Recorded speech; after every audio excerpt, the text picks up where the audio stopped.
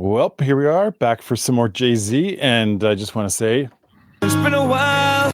It has been a while. So I'm looking forward to some more Jay-Z and this is from Rocky, who is one of the biggest supporters of our Beyonce / Jay-Z journey. Absolutely. 100% Rocky is the bomb. Let's go. That's it. Jay-Z, Charlie Rose, 2007. I love this because Charlie Rose is he's more white than we are. So, you know what I mean? Like, how much more vanilla old guy white can you get than Charlie Rose? So this will be very interesting. He's very different personality types, just talking. So I'm going to be very interested in seeing this. And here we go. We love Jay-Z. Hopefully Jay-Z gives us one yes. Just one yes. We'll see. There we go. Born Sean Carter, Jay-Z is one of the most successful entertainers around. His albums have sold 50 million copies worldwide. Each of his 11 records have reached the top of the U.S. charts, giving him more #1 albums than anyone but the Beatles.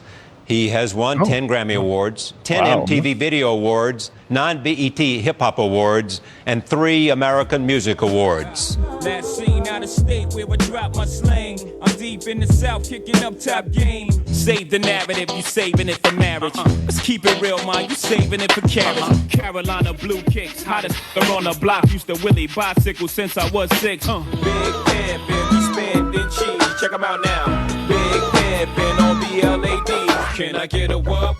Because we've seen that. No, we haven't seen a lot of these videos. Cause I touched a friend. She gave me one more chance and I touched her again. I seen the tears that she busted in. I said, Mommy, this is a draft. Shut the door, please. Come on in. You know it's hell when I come through. Charlie Rose is off stage. Volume 2.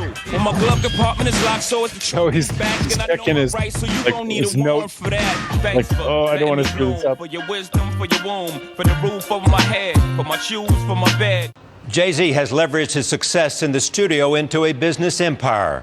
From 2005 to 2007, he was president of Def Jam Records, a job that has been called the Hip-Hop Oval Office. He is currently president and CEO of Rock Nation, but his ascent to stardom originated in humble and troubled beginnings. His life started in Brooklyn's Marcy Projects, where poverty and crack cocaine consumed the neighborhood youth. His father left home when he was 11, which left his mother Gloria to raise 4 children alone. During his teen years, hanging out on the street, his hunger for music often took a back seat to selling crack. Today, Jay-Z credits rap music with saving his life. In his new book, Decoded, he writes about how hip-hop took him off the streets and provided an outlet for his ambition and his anger. I spoke with Jay-Z last month at the Brooklyn Museum for a live audience. The interview took place just a few miles from the Bedford-Stuyvesant neighborhood where he was born and raised. We had done an interview several years ago in which he talked about himself, but this was a moment in which, after the publication of this book, he was coming to the Brooklyn Museum, this giant and historic building that houses art in its grandeur, a place that seems far different from his life and his music. But it is a place that welcomed this hometown hero that night. And as we walk through this building, you got a sense of who he is. Here is part of our conversation. I don't want to put in part of our conversation. Is he starting? Sorry, I hate it when they do these like teasers. This is the actual interview, Rocky. Are they going right into the interview? Oh, yeah, I think so. They're just saying that he's not giving the full unedited everything. It's the it's the parts that I guess they wanted to release. I guess the part of me that it's very excited to hear this because when we did the Gale interview, we got a real sense of who Jay-Z was from that interview. And I think that's kind of what Rocky's wanting us to see here is like, here's more of that personality, but from a different perspective and a different time, right? That Gale one, I believe was, I want to say around the same time. Give or take. Was it? Well, maybe a little later. I don't know. I say that, but I don't know. It got blocked. By the way, if you're watching this on YouTube, the Gale interview is on our Patreon. We tried to put it on YouTube, but it got blocked. Gale said, no way. Gale put Oprah on top of this and said, nope, stop this from going on YouTube. Okay. Well, we loved it, by the way. It was, yes. Oh yeah, we loved it. It was great. It was one of, I think, our turning points towards really enjoying seeing and hearing Jay-Z. So this I assume is going to do the same. Okay. I have in my hand Jay-Z Decoded. Decoded because it's about decoding rap, and it's about decoding what else? The central theme is about decoding these rap lyrics, but in order to really decode them, I had to tell the story of the generation and everybody that grew up around that time. I had to tell that story. So it's based on the lyrics, but it's a lot more. It's a very difficult book to explain in that way, but it's really the story of a generation of people who grew up through an era that was very difficult. You started a book before, and then you pulled back on it because you thought it was too personal. Why did you decide now's the time for me to write? Live audience. Yeah, and they said that. Yeah, I'm just a dum-dum. No, you're not. Stop it. You started reading a book before Jay-Z. Why'd you put it down? Oh, writing a book. Writing a book. Oh, writing a book. Sorry. That book was basically it was more personal. It was a little too personal. Now, what does that mean? Man, it was very difficult to read myself. I'm usually a private person, but this one had a bigger purpose because, while I was decoding these lyrics, it explained rap as poetry. It told the story of a generation. It was much more than just a book about me.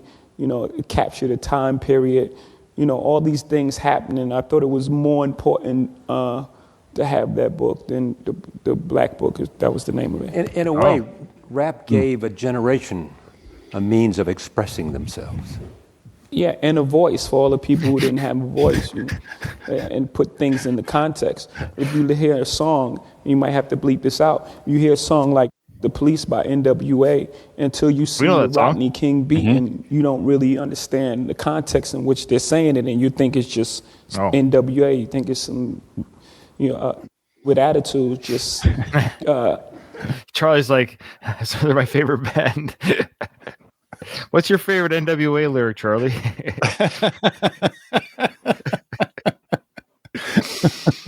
I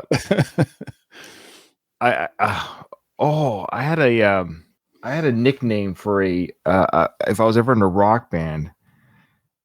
Oh, what was it called again? Oh, never mind. It was something like MWA, like middle-aged white guys, but that doesn't work. I forgot what I did. I made an acronym of MWA, but anyways.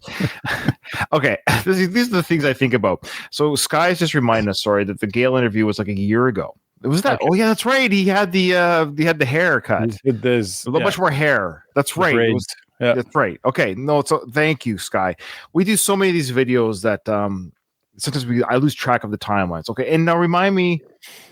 2007, Jay-Z and Beyonce, they were together 18 years ago? In 2007? This is 2007? Yeah. Oh, yeah. Okay. I just can't remember again that year. It would have been the early stages of the relationship, like first few years or something like that, right? But we just need to consult Rocky's timeline. Yeah. Yeah, that's right. I know. Okay. So Charlie's going to now say what his favorite NWA song is. Okay. Just really being provocative.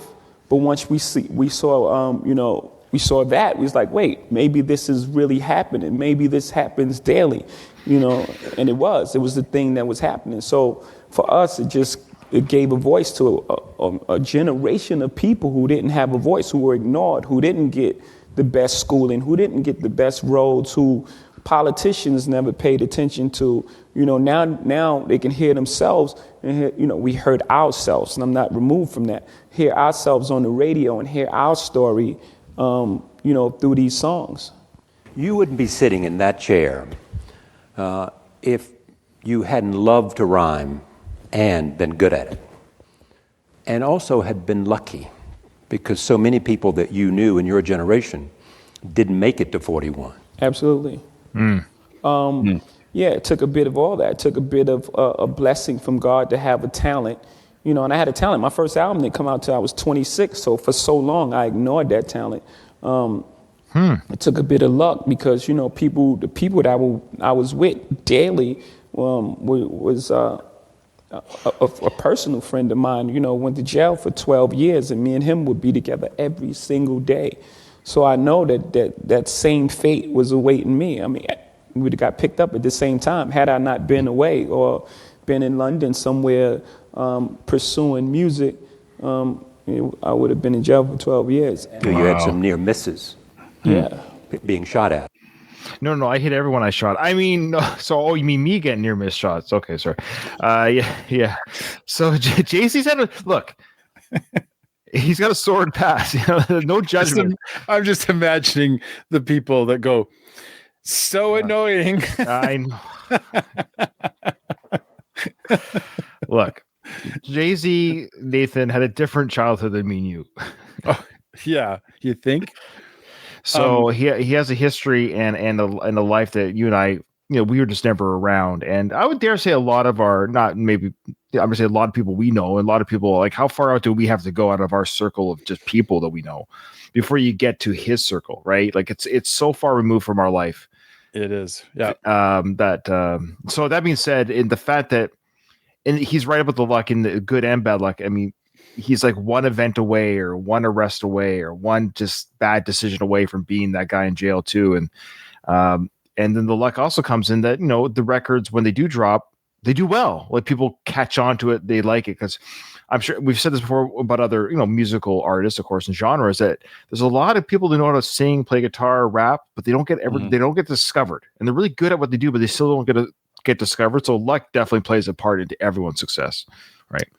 Yeah, I'm always amazed. I love to hear Jay-Z talk about himself, obviously. Right. And the funny thing is, like, I've heard other rappers talk about themselves, and you start to get a little bit tired of the way that sometimes they'll talk about themselves. Sure. But I don't feel like Jay-Z is talking about himself so much as just telling the story. No, he's great. He's great. I love it. Yeah.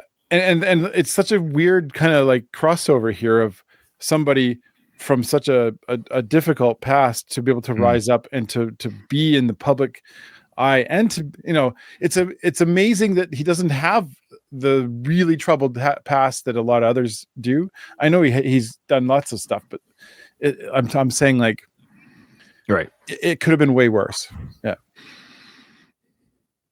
Oh yeah, plenty. Yeah.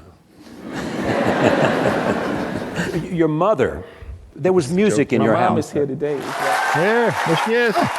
It's Mrs. Z. Miss Z. There was music in your house when you were growing up in the projects. Plenty of music, yes. I mean, that was what was the thing that you could hold on to. Yeah, I didn't know that I would apply it in such a way. I was just really, being entertained. We played music in the house and clean up the house, and house smelled like pine saw. Yeah, ours too. Right? Yeah, my house. Yeah, pine saw. We use that. Yeah, and windows open, drapes blowing, music playing. Often I was just enjoying the sounds. Prince, Michael Jackson. Those open drapes. Oh, drapes. Sorry. Jackson, Temptation, Stevie Wonder. I think my mom may have had the first rap record ever. It was like a King James III. King James III. Yeah. Charlie Rose knows. Your dad left home when you were 11. What impact did that have? Well, for anyone who's been through that, as a kid, as a child, you look at your father, that's your hero, like a superhero. He's larger than life. He's actually really larger than life figure. And, that whole thing, my dad could beat your dad thing is just a smaller example of how, you feel as a kid. So to have that removed, I don't know what's worse, not meeting your dad ever or having your dad there and then not being there. That sense of loss and abandonment. That's a good debate. That affected who I was as a person for years, and even today. But he left you his record collection when he left. He didn't leave it to me. No. There was never that conversation. I think it. There was never that conversation. Hopefully he says more, but I'm curious has there been talk or something since? Like communication. Oh, sure. Hey, buddy boy, I left you 20 odd years ago. Look, because his first album was 26. So I left you and your mom 15 years ago. Hey, how you doing? Oh, you happen to have a number one record right now? That's weird. I thought I'd just come catch up and say hi. You know what I mean? Yeah. So. Yeah.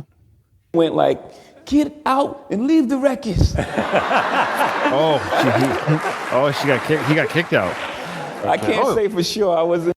Well, that's good. There you go. We got our answer. This is for our patrons. If you'd like to be a patron, and you can join us live when we do our reactions, not just watch us on YouTube, you can be the patrons who give us the answers right away before people on YouTube yell at us. So thank you. Tempest. That's great. We're happy to hear that. Nathan and I, we never judge. We like in the sense we might have thoughts when we hear information for the first time, like, hey, that sucks. His dad left. What a guy. But when it comes down to it, we always root for reconciliation, forgiveness, peace in anyone's life, right? Like we all make mistakes. We all do stupid things. We all, so the fact that they were able to reconcile, great, good. That's better than not reconciling. So that's good. Yeah. Okay. And I know we picked up on this with the Gail interview, just how soft-spoken he is. But I guess I'm really just taken back by how articulate and very intelligently he's responding to these questions. And carefully, that's a skill that's that most people don't have, right? Right. And I'm just impressed, really, with like I could hear him.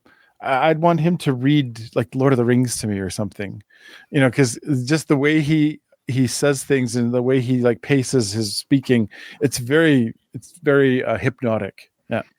Sorry, I had all these different jokes go through my head with the Jay-Z narration of Lord of the Rings, and they'll just great. I'd listen to it. I'd love it. And when they go out to the battle, fly you fools, the fly you fools would be a different word. That's all I'll say. All right. Okay. Yeah. My mom is tough, man. She's tough. When you first heard rap, how old were you? It was I had to be around 9. I started when I was 9 because I started the next day after I heard. You came home and started writing down. Writing all kind of whatever, anything that I could think of. Started rhyming at that time. Yeah. And you kept that notebook for a long time. Yeah, for a while, and then I got, as we moved around, I got lost somewhere. But I used to write, obsessively.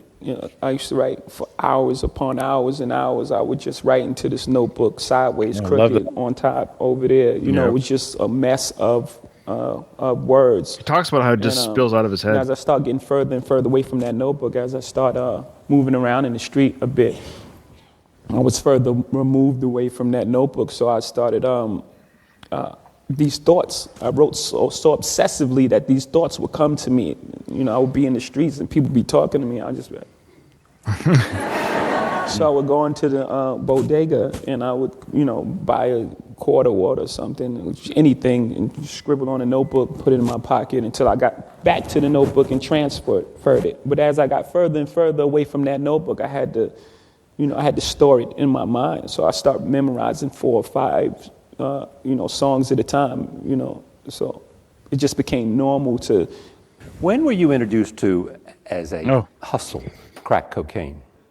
I don't know what age, but pretty early on. Before I hear that, it became a business. That is so fascinating to me. The idea of a person anytime you look at the greats in history, doesn't matter which person you really look at, the very great writers, philosophers, anybody who's done something really, really well, even Einstein and those kind of, more scientific minds. Right. It always comes back to they have a creative spark and the ability to create, and they somehow figured out how to let go of getting it right all the time. Because what Jay-Z is describing here is he would just write and write and write and write. And you could argue that it would be pure genius. And I'm gonna spoil the ending here. No, it probably wasn't. It was probably, some of it was probably trash, because Sure. in order to get to that level of where he's at now, or at this point in time, he had to have like screwed it up so many times in order to get the rhythm of how it feels. But the fact that he was obsessive and that he just would just write, and he's just refining. He's going through the process of mastering something. So I would not be surprised that a lot of it's just kind of like, it just looks like a mess, because that's how, almost like I say, everyone, you can, even Shakespeare, if you want to like go back to Shakespeare, same idea, that it wasn't just a like, oh, he just sat down and wrote a wonderful play. No, he had a lot of crap. And that's how it always goes. Yeah, I think Shakespeare the rapper was too OG or not too OG. That is the question. I should have said Shakespeare earlier, so you could have refined that joke so that it would be better when it came out. All right. True. Yeah. You never used it? No. Crack cocaine, no. Come on, man. That's hardcore, man. That's hardcore, man. I know. A little weed. Yeah. Valentine Ale. Look at Charlie Rose. He's like, oh, look at that woman. I don't believe a word he's saying. She's looking good. Yeah. I like how Charlie Rose is just like, I love how he's just like, I don't know. He's like, I'm talking about drugs with Jay-Z. He's so giddy. I asked him a question about cocaine. Guinness Stout. But how did you get in the business? Well, it's fairly easy. And growing up during that time, we have to put the time, we have to remember the time we're talking about. We're talking about Reaganomics. We're talking about when crack cocaine was everywhere. It just engulfed everywhere. You smelt it in the hallways. You saw the little empty vials, on the curb. Remember that anything growing up? It was just everywhere. So it wasn't difficult. It was one conversation. It was my friend who was my age who introduced me to someone else, and who was maybe 2 years older than us, and we had a conversation, and it was almost like a job interview. Yeah, tell me about that. And he was like, you gotta be serious about this. You can't, be playing about this. This is like serious. You gotta not get high on your own supply.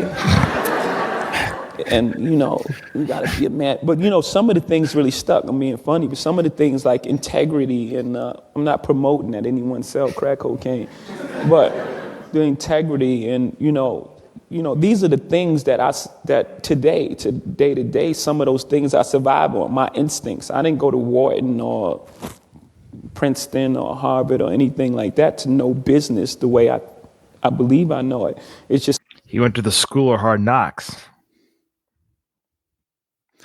It's a hard knock life. Isn't that his? No, that's not his song, is it? Whose song is that? It's a hard knock life. You know that song? That's from Annie. Oh, is it? That's from Little Orphan Annie. Oh. What are you? Yeah, Jay-Z wrote songs for Little Orphan Annie.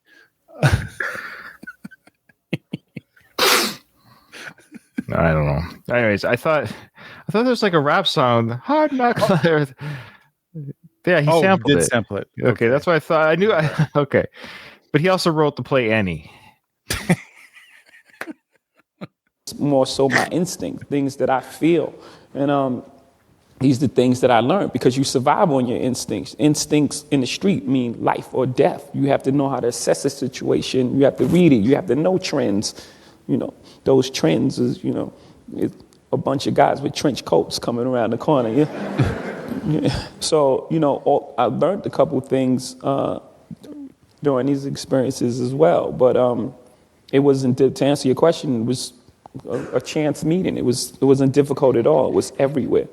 Yeah. This is the 80s, and there's a parallel. So what he's basically saying, let me just mansplain it for everybody. Yeah, the idea is like, even though it was a criminal world, or against the law or whatever, but it was his world, right?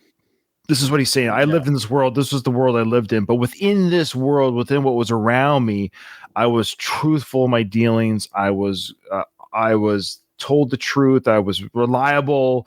I showed up where I had, like, we get it. He did things that are quote unquote against the law. Does that make him a bad person? Like, that's a discussion for another day. Like, that's not what he's saying. He's saying within this world that I was surrounded by, it was the world I was in. You could count on me, and I learned things. I learned how to. He also learned how to deal with people, how to talk, how to communicate, how to run a business. Even, like, you can think about all these things he took in this small little world at a young age. Like, oh, this is how you can build an empire, which he's done. Oh yeah. No, that's. Yeah, exactly. He learned so much about business from this, environment that it just transfers over to what he's doing now, obviously. And there's no way that he could be who he is if he had done crack cocaine. Right. If he had fallen into that trope. Yeah. Like, exactly. Yeah. Like he did he sample once? Or I'll say this much. It's unlikely he never tasted, dabbled, tried once, maybe, just as everyone, like, he probably didn't like it, probably didn't do it, probably didn't keep doing it. He had a bit of a smirk on his face. He's like, oh, that's hardcore, Charlie Rose. Yeah. Because what he's saying is like, okay, look, I'm not a crack addict. I'm not a crack. Look at me. I'm healthy. I'm not addicted. But did he ever, never, ever? All right. Well, sure, whatever. But he's not an addict, and he didn't become one, because that's a dangerous road. He didn't go down that road. Is probably the best way to say it. But maybe he was absolutely never touched it. But he did have a smirk on his face. I don't know. It was yeah. Life you're leading, though. I mean, you're writing rhyme, you're writing rap, and you're hustling at the same time. How did you go back and forth? Yeah. Somebody else. I would go away for 8 months, a year or so, and then I would come back. How I started was I was messing with a guy named Jazz, and we went to London, and he was the first one that made me see that, wow, you could get a record deal from this. This is just not rapping on the corner in the neighborhood. So I would do something like that for 2 months, and then I would be gone for a year. Then there was another guy from Brooklyn as well, Clark Kent. We started doing demos, and I would come back and maybe rhyme at a party. And then I would go again for another year and a half. So I was like hustling. Really grinded. I started from Trenton, then I went to Maryland, then I went to Virginia. I was going further south and further away from, that dream. And as, I was being more successful, rap at that time wasn't in the place that it is now as far as artists becoming businessmen or getting paid. Well, what happened most times is we would pull up in Mercedes and Lexuses and all these big cars, and then these rappers would pull up in like a turtle top, and there'd be 12 of them in there, and they would. So you were looking at the Mercedes and the turtle top and saying, yeah, it was like a step backwards. I think I'll hustle a little bit more. Yeah, it prolonged it for a long time. Yeah, because it was like, these guys. It was sad in a way. These guys are working so hard, and they're missing their families, and they're away from their families, and they're working hard, and they're performing on stage. And at the end of the day, some other person is getting rich from off of their talent. So we didn't really look at rap as an escape until like the mid-'90s, when people started really making money. And Russell Simmons, then the Master P's, then Puff, and all of them came, and then it was something serious around that time. But you understood also that crack cocaine was doing terrible things to the neighborhood. Let's give it that crack cocaine.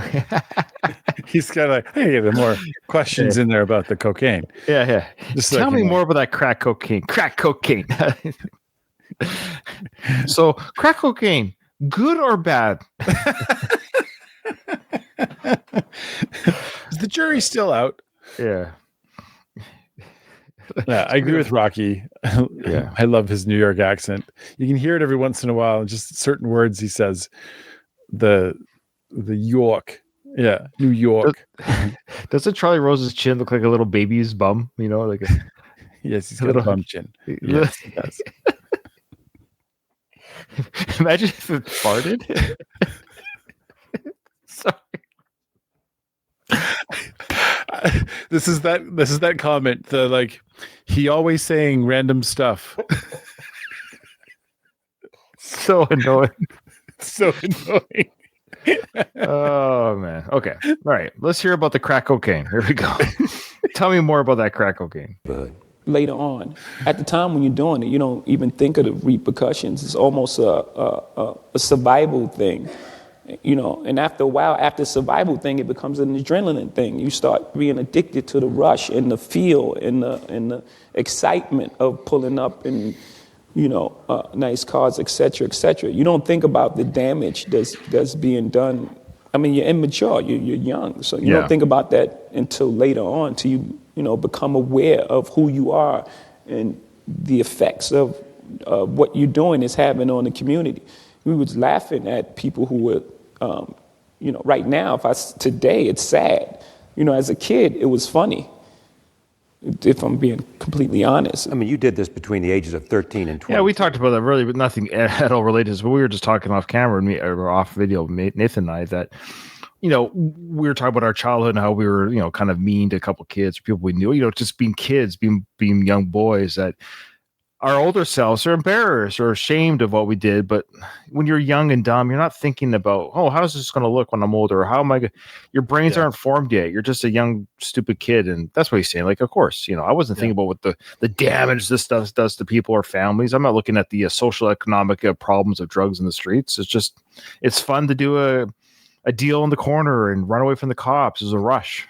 Yeah. And I would say this, there's plenty of people that don't actually get to that level of understanding of what damage they cause, right? There's lots of people that stay in that sort of childlike, who cares? Not my problem. Not my problem. And, right. And so kudos to him for.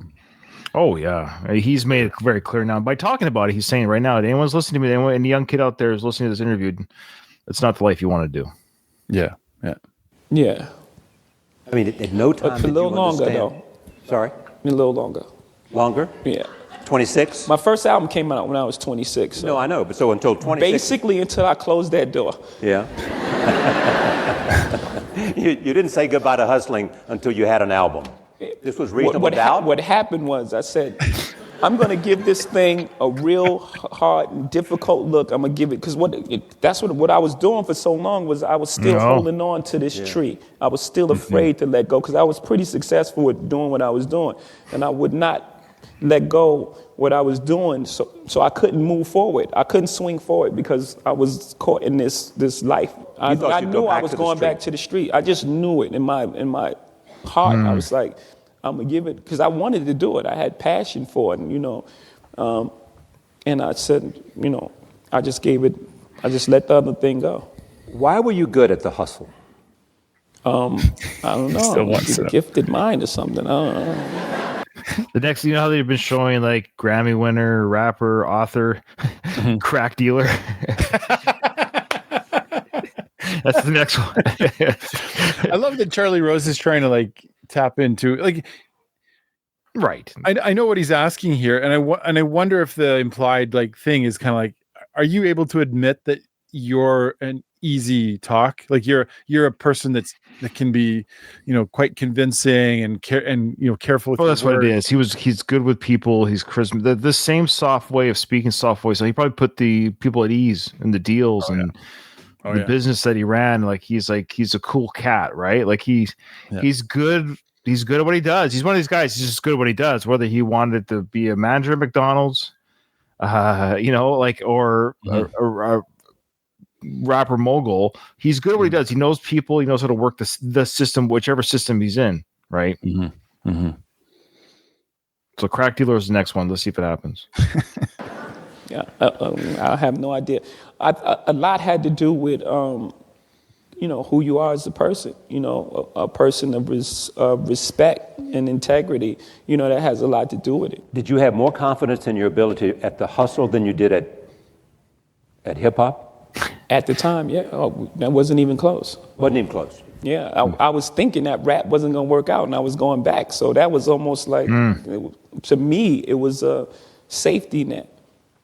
That's very difficult to call dealing drugs a safety net where you possibly going to... Had that first record not done well, he might be... 9 times out of 10, you're going to jail or getting killed. Yep. And that was my safety net. Well, I mean, you were shot at, and it was very close. I mean, The times that I have read about here when you were shot at, it could have been all over.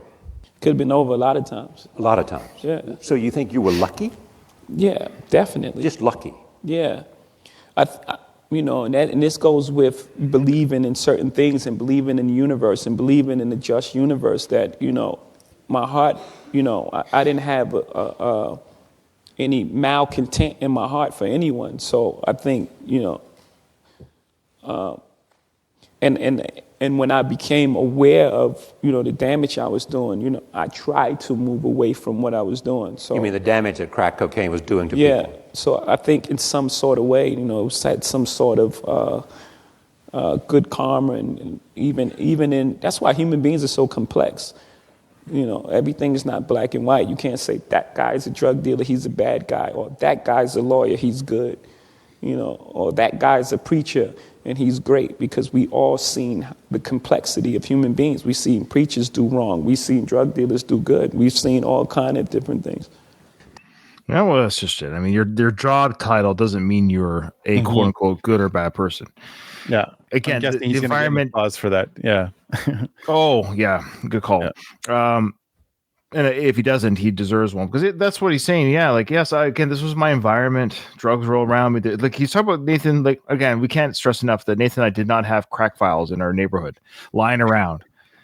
So we didn't have that life. But if we were raised in an apartment complex or neighborhood like that, that would be our life. Like, we would be surrounded by that, and we would have to navigate, how do we live in this world? Like, you'd have parents or aunts and uncles doing drugs around you. That's insane. Like, but people live this way. But you and I didn't. It's completely the opposite.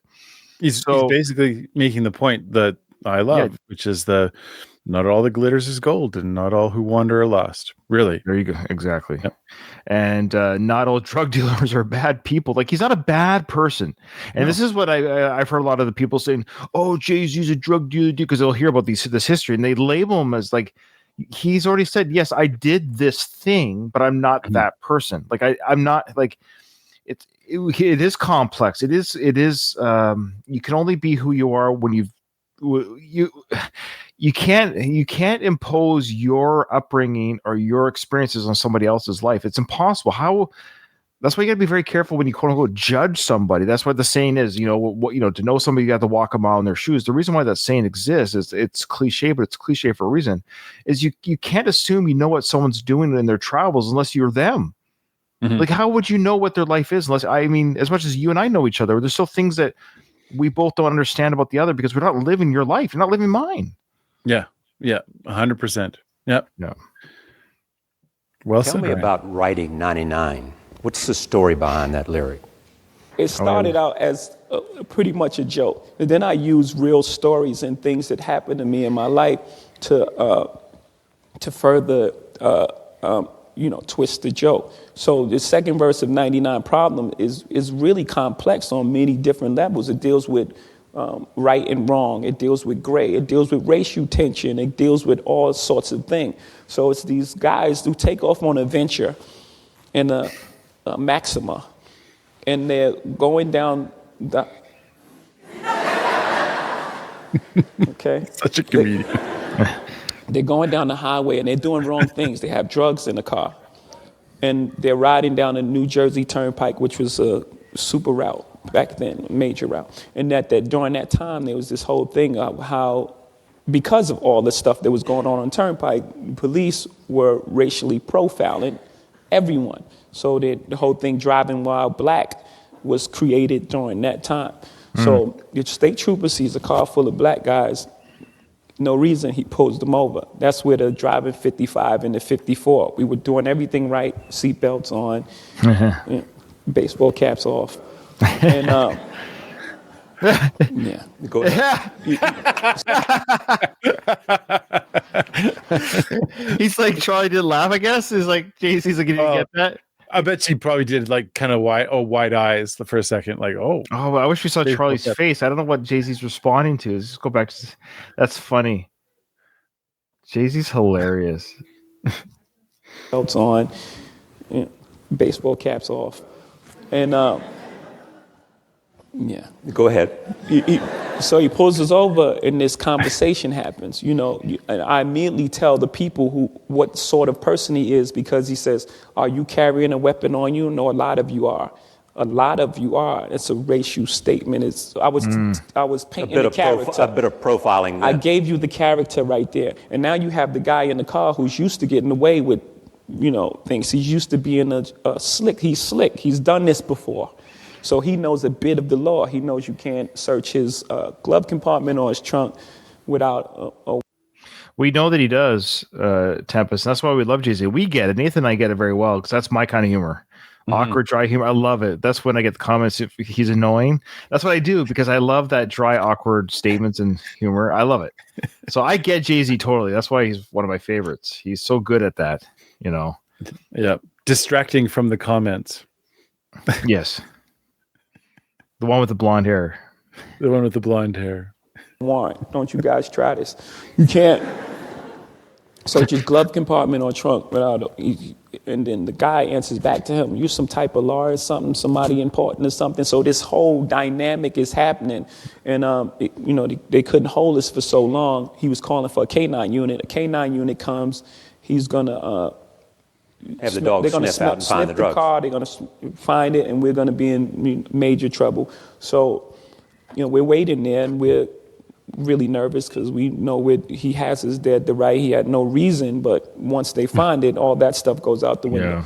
So finally he gets whatever. He says, "You guys get out of here." We leave. As we leaving, a car is screeching up the other side of the highway. And we look on the side, it said K9 unit. So it was leaving, it was coming on the call. And that's where 99 problems, but a bitch ain't one. I don't write much about this, but tell me. He missed it. Charlie missed it. Yeah. You get it? 99 problems with a bitch ain't one. Female dog, K9 unit, bitch. Oh, okay. That went past me.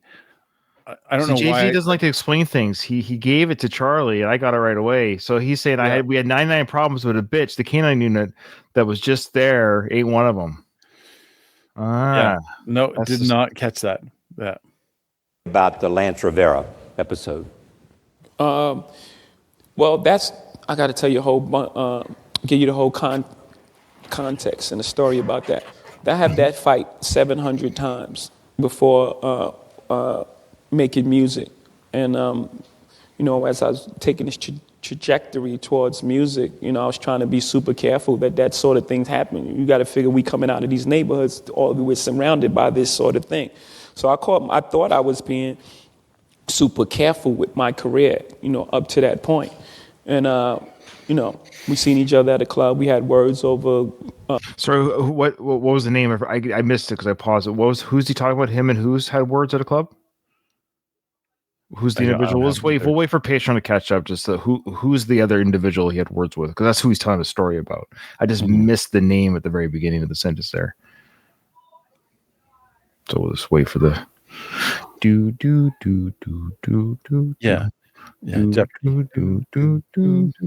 Who is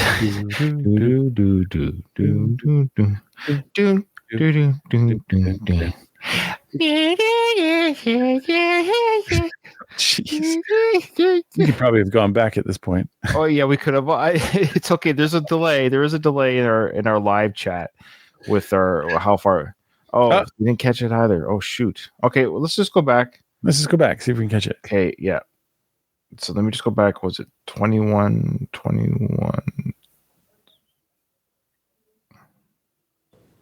Well, I got the other side of the highway, and we looked on the side. It said K9 unit, so it was leaving. It was coming on the call, and that's where 99 problems, but a bitch ain't one. You don't write much about this, but tell me about the Lance Rivera episode. Lance Rivera. The last Rivera episode? The last Lance or last? I'm going to Google this really quick. Last Rivera episode Jay-Z. Lance Rivera. It's Lance Rivera. It's Lance? Lance. Oh, Lance. Okay, so who is Lance Rivera? So that's what. So now I'm just going to look at him. He's going to talk about it, but who is he? Oh, he's an American film director? Okay, so he's done films. He did his first movie was The Cookout in 2004. December 2nd, 1999. Rivera was stabbed by hip-hop entrepreneur Jay-Z at the release party for Q-Tip's album. What? Jay-Z The incident arose over the alleged bootlegging of Jay-Z's album Volume 3 before its release. He did plead guilty. Okay. He pled guilty to it. He's Jay-Z. Okay, I'm glad we got context for this. Good. Okay, let's hear how he oops. So the rule of thumb is don't direct crappy movies and don't release stuff until Jay-Z tells you it's okay to do it. Well, I got to tell you give you the whole context and the story about that. I have that fight 700 times before making music. And, as I was taking this trajectory towards music, I was trying to be super careful that sort of things happen. You got to figure we coming out of these neighborhoods, we're surrounded by this sort of thing. So I thought I was being super careful with my career, up to that point. And, we seen each other at a club. We had words over bootleg records and, things like that. So I tried to walk away. I walked away, actually. And I was really upset about the whole thing. And then, my instincts and my temper and everything from where I, who I used to be at that time, kicked back in. We went back and it's like a bunch of guys and it just really got out of hand. But it was simply a club fight. I don't know what you call those things. Club fight. Brawl? Club fight, yeah. He was stabbed. Yeah, well... Yeah, he was stabbed, but he went home that night without taking the aspirin, and he was pretty fine. But in the next day, he was a record producer. I'm like, I'm a record producer. Excuse me. But I am a record producer. But, the way they painted it, this record producer, you would think it was this frail guy. He's from Fulton Street. I'm from Marcy. It was two big guys in the club, and we had a good fight. And I think we won. He was fine. JC. Man, I wish I was interviewed. I'd be laughing so much right now. Like, congratulations on the victory, JC. We won. Yeah. Well, you're here, and he's his last movie that he directed was 2011's The Cookout 2. Did you ever see that one, Nathan? The Cookout 2? Oh, that's when I put on repeat whenever I need to see some good film. Well, the holidays are around the corner, Nathan. 2007, he directed a holiday movie called The Perfect Holiday. It stars Gabrielle Union. She's lovely. Morris Chestnut, Charlie Murphy, and Terrence Howard, great actor. Yeah. And it's produced by Queen Latifah. So there you go. We should check out... that we should do that on our Patreon. The Perfect Holiday, directed by the man who was stabbed by Jay-Z. That should be the brought to you by the man who was stabbed by Jay-Z. Feel bad for him. He was. Let's go back to it. Get some context for that. Look at his stare afterwards. And on the other side, Puff and Sean had just this frail guy. He's from Fulton Street. I'm from Marcy. It was two big guys in the club. And we had a good fight, and I think we won. And he was fine. Don't feel bad for him. He was.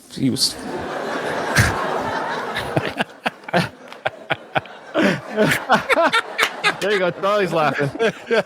I love it. Of some kind. Yeah. Why'd you do that?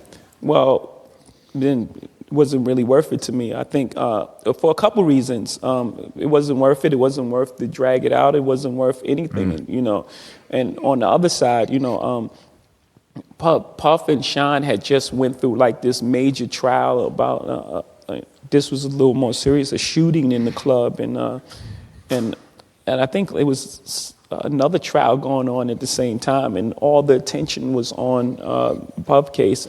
From there, it was a huge lesson for me that even thinking I was being careful, I wasn't careful enough to never put myself in that situation again, and just be more careful with how I was moving, and take the lesson, take the smack, and keep moving. Who stabbed him? I'm not gonna. Come on, man.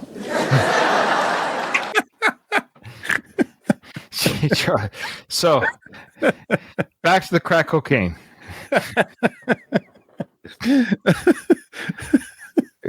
Jay-Z, he stabbed him. Charlie, you know that. Come on. That's what he said. Come on, man.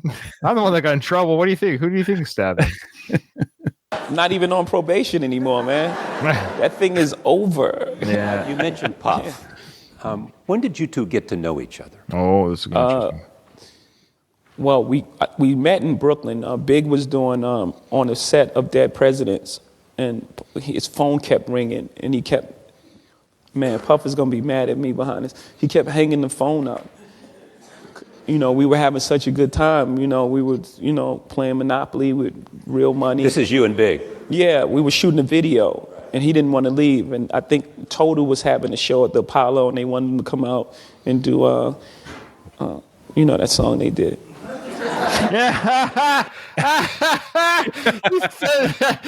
The song they did, Charlie Rose, right? Look at that. Look at it. He's totally throwing Charlie under the bus. I love it. You know the song they did together. I don't have to tell you that, Charlie. Right. Act up. I have my homie Total bust your shit. Yeah.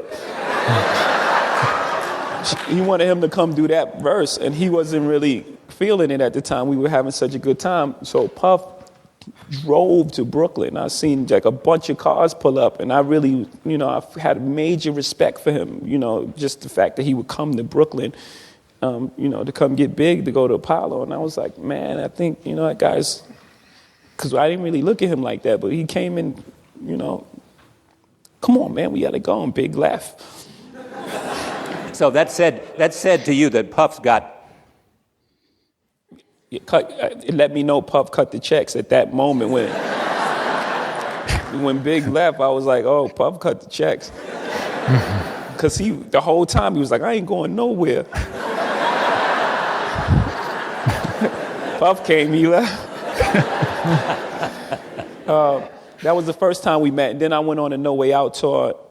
They treated me horribly on there, but he himself, he was great about it. He, every time I would have a problem, he would try to fix it, but at that point I was like, man, I'm my own man. I don't want you to have you fix my problem. So when we get back to New York, I'm leaving the tour, and, I'm going to go on my own tour, which turned into the Hard Knock Life tour. And, there it is. Yeah. Oh. Right. But, for meeting him during those times, it was always a respectful thing. And then as someone, was doing the same thing that I was doing and being successful at what he was doing, he was always had a respect. He was successful first. Oh, yeah. Yeah. Way more. Right. So you were doing what he was doing. Well, yeah. You had to point that out. Yes. Well, it's interesting. I think isn't Jay-Z's a little bit more successful than P. Diddy now? Yeah, just a little. He managed to avoid prison and charges, that's for sure. Yeah. So I'll cop to that. Okay. You've been competitors, but you've been friends. Respectful. We were respectful for a while, and then we slowly start becoming friends. When you respect someone so much and they're not moving anywhere and they keep doing it, slowly you have more to talk about each and every time you see. They're referring to Big. But he's a role model too. Okay. He's a guy who was a producer. He was a guy who was a businessman. He was a guy who was an entrepreneur. He was a guy in the clothing business. Yeah. I see him more as a peer because we was doing it pretty, like he had a 2-year head start on me. I see someone like Russell as someone he was I earlier. But he was more of a peer of mine, yeah.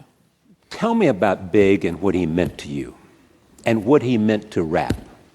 I think what he meant to rap and, Brooklyn rap, he was everything. But it was Big Daddy Kane, it was Stethasonics as well. But Kane, and then it was Big. It was like, our flag, our umbrella. It was everything for us, he coined phrases like spread love is the Brooklyn way and all these different things. So he was everything for us. As a friend, just a charming, charismatic guy who, just lit up a room anytime he entered it. And a close friend. Yeah, And an influential friend. absolutely. Yeah. Zadie Smith said this about you. So if he's talking about Big B.I.G. and the Notorious B.I.G., is that who he's referring to? Biggie Smalls? I believe so. And he died in, I can't believe, 97. He was age 25. Oh. So he was, Oh, wow. yeah, he was murdered. Was he the one that got murdered? Oh, wait. What's his connection to Tupac? Oh, wait. Wasn't he the one that, that's a whole other discussion. I'm a little confused on the Tupac. Yeah, I kind of orchestrated that and couldn't tell you. I think there's some. I don't go down the rabbit hole. It's fascinating. I don't go down now, but just a whole. There is a P Diddy. I think there's a Big connection, Tupac connection. All this weird. There's there's beefs and riffs, and again, they come from this world that you and I don't come from. There's just yeah. The great writer in Rolling Stone in 2005. Jay-Z is a rap all-arounder. Like Biggie, he can produce ecstatic hip-hop, the kind of urban lifestyle fantasies that are so joyful they feel like gospel. But the greater part of him, for me, is his strong streak of Tupac-like truth-telling. Raps that aren't about the dream life of urban African Americans, but concern their real lived experiences. He's the manufacturer of black dreams, but with all the real-world consequences attached. He's a survivor, like Dre, a joker like Snoop, an angry young man like 50, and a CEO like Diddy. And he has a lovely, instantly recognizable flow, brash, boastful, but also humane, witty, and wonderful at telling tales. Wow. One of rap's best narrators. wow. What a great compliment. That's like, you could not describe him better. Yeah. She got it. Thank you. And he just said yes. Tell me about Tupac. Tupac? Is it Tupac? Is it Tupac or Pac? Tupac. That's why they're laughing, I think. Oh. Hi, I'm white and old. Tell me about this Mr. Tupac. He probably thinks it's spelled TWO space. I have a 4-pack, and I have a friend who has a 6-pack. But who's this 2-pack? I love it. Is that why the crowd's laughing, or is the crowd laughing because Jay-Z has something to say about Tupac? I think he's like, yeah, this guy's so white. Maybe, but the crowd is laughing. Can I explain something here tonight? He's gonna tell him. That I hope y'all clap because I'm about to say exactly what y'all think. White people always. Oh, yes. Oh no! Is that what? Is that what? Oh no! We called it. Oh, that's hilarious. Well, we are white, but I will admit, I think I've always pronounced it properly. I think I have Tupac. Okay, here, let's see what. Okay. Careful. Be careful. No, I can say this because I'm so not a racist. White people call Tupac. I'm sorry. Oh. I'm sorry. Yeah, Tupac. you're right. I know. I do. Oh, I see. Yeah, okay. Yeah. If it was Tupac, it would have a K.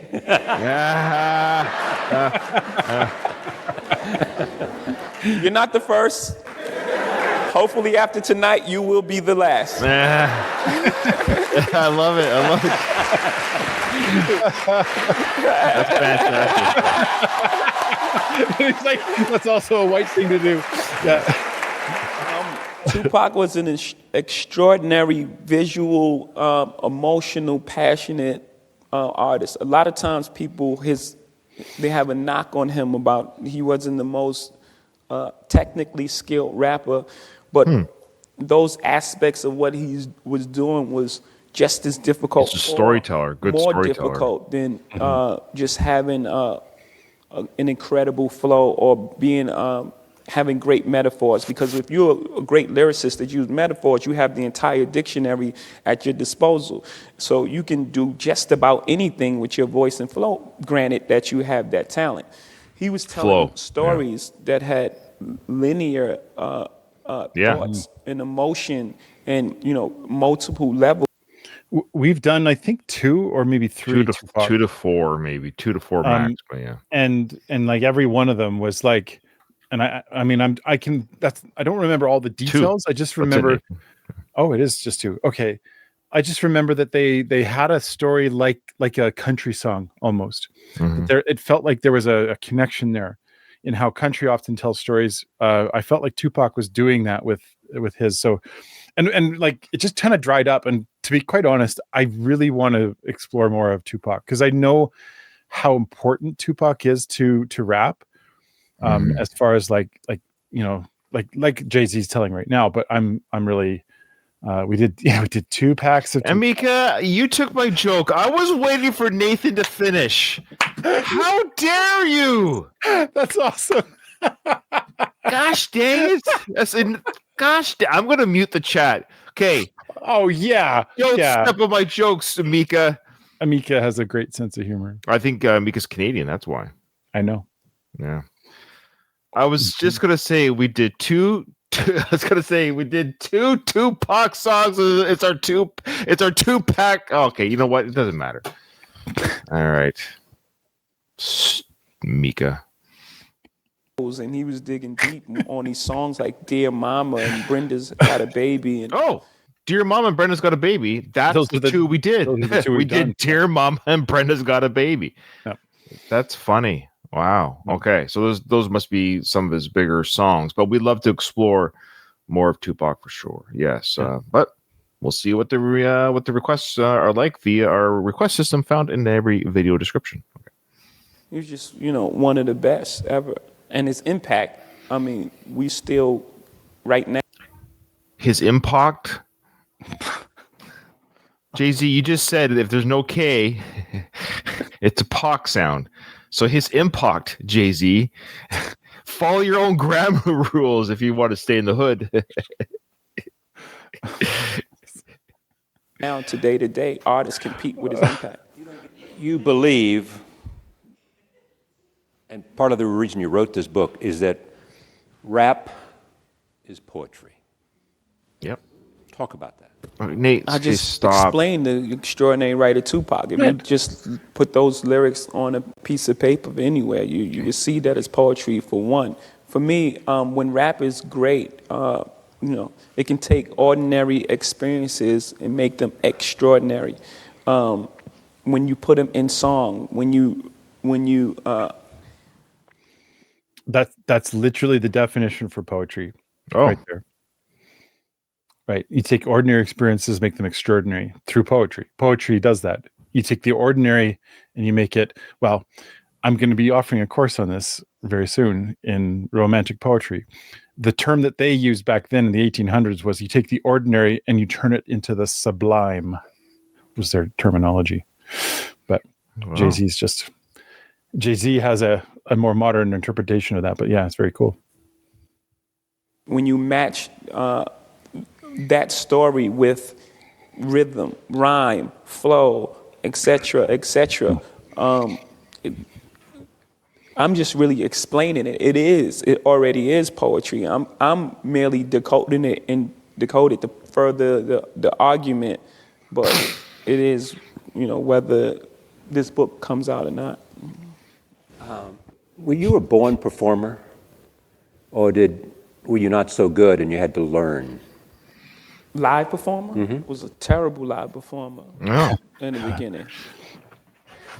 My first show, I forgot the lyrics. And Dame was there. I looked at him, and Damon Dash was there. Damon Dash. He doesn't rap at all. I told him, "Yo, finish the word." And he looked at me. He was like, "I don't rap." So I started from there. Then I went to a very and I am today, even still. I went to I picked one spot on the stage and I was staying there the whole time.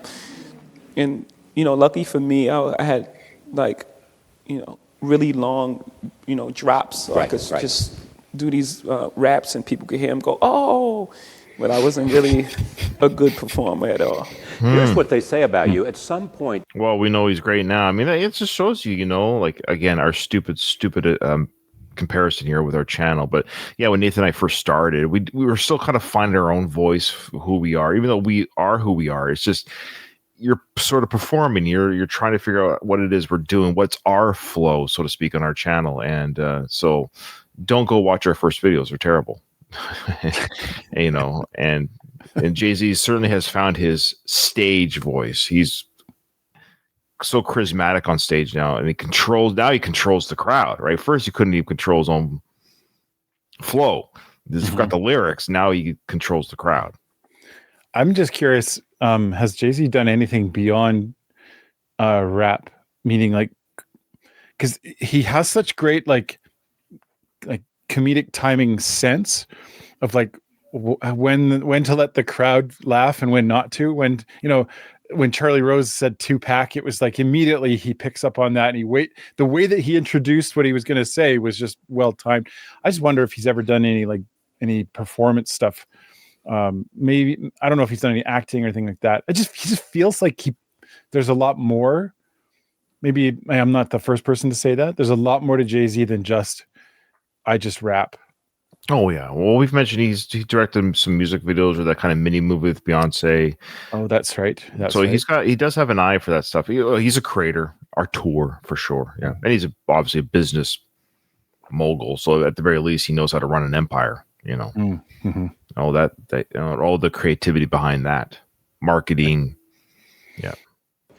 because you didn't have paper at hand where you could write down the rhymes, that you learned to memorize so that you didn't really have to have the words written down for you. So that was a benefit for you on stage because you had learned to write without writing it down. It didn't help me in the beginning. It did. No. When did you become good, and how did you become good other than simply doing it? Yeah, I watched great performers, and I wanted to become a better performer. You know, a lot of times with rap, we don't, with rock bands, they tour. They jump in the van, they tour up and down, and they tour. They have 200 shows before they have an album out. So when they go on stage, they're already prepared because they've done the work. They've been on a chitlin circuit for so long. A lot of time with rap, the music leads first. So you have a hit record, then they throw you on the stage at Summer Jam, with a mic, and it's like 50,000 people, and you come out and you're just shocked, and you grab your nuts and be like. At long last, I understand why rap stars are always grabbing their crowd. Yeah, you feel it's naked. Fear. You feel naked. You like.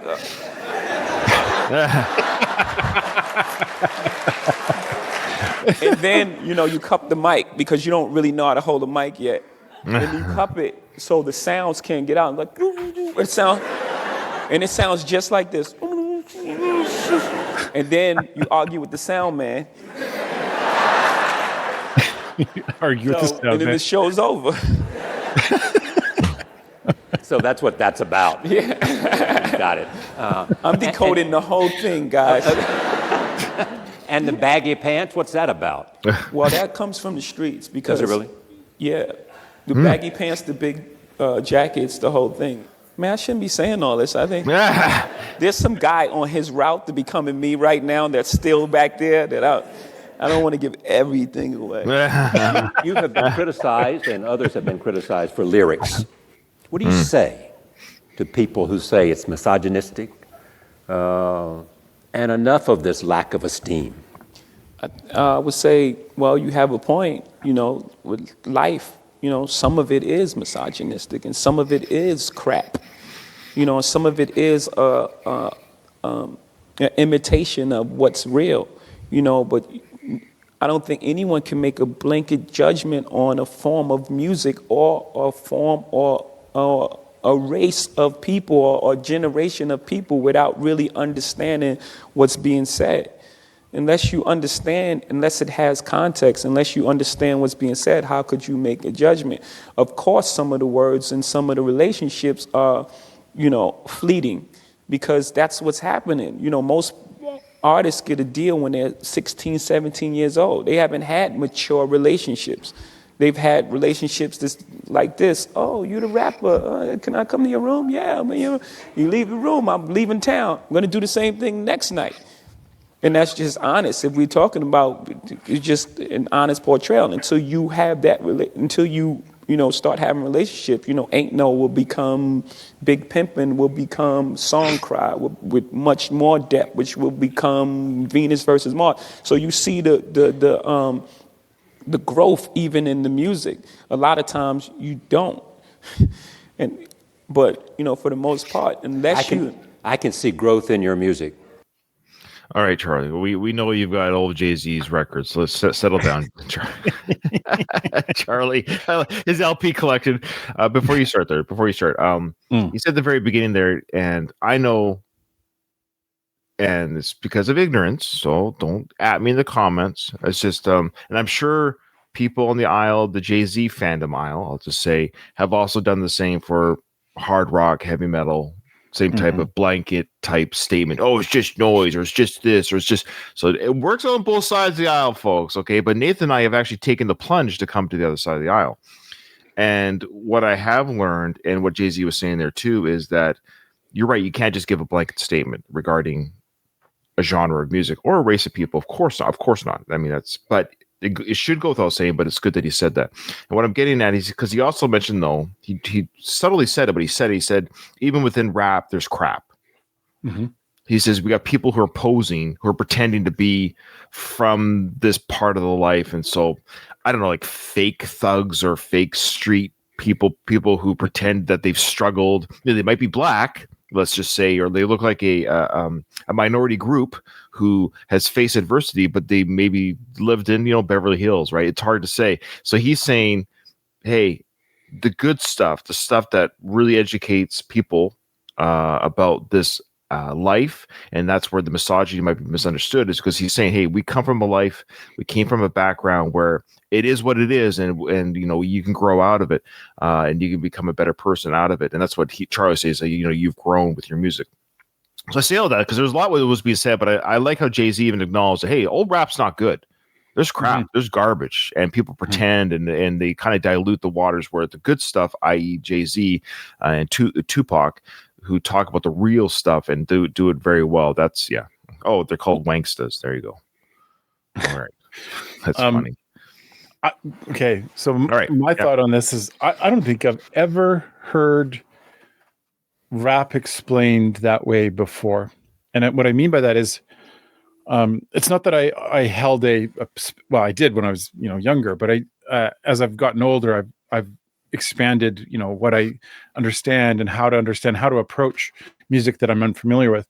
But I don't know if I've ever had rap explained that way, because what he was getting at there is like, yeah, maybe there are some misogynistic, maybe there are words in there that don't seem to fit very right, but it's about being real. And like, if you think about it, when you have to rhyme and when you have to kind of fit into a genre, that automatically cuts off parts of it. And when you're trimming the fat, so to speak, to get it to like all work in a rhyme or in a lyric, it inevitably you have to make cuts, and it's going to end up becoming more polished and less less realistic. Whereas rap can just kind of flow, and you're going to have you're going to see a little bit more of the reality come through in the rap, because there's just so much more volume of words. But I think it's easier to forgive rap. And that's what I'm getting at is, I know I've been guilty in the past of like, oh, they just talk about themselves, or they just talk about whatever. The more I listen, I'm like, yeah, even if there are like phrases or things that seem a little like, whoa, that was out there, a little violent or a little bit this or that, it's painting a much bigger picture than a lot of music can. Yeah. All right. Good stuff.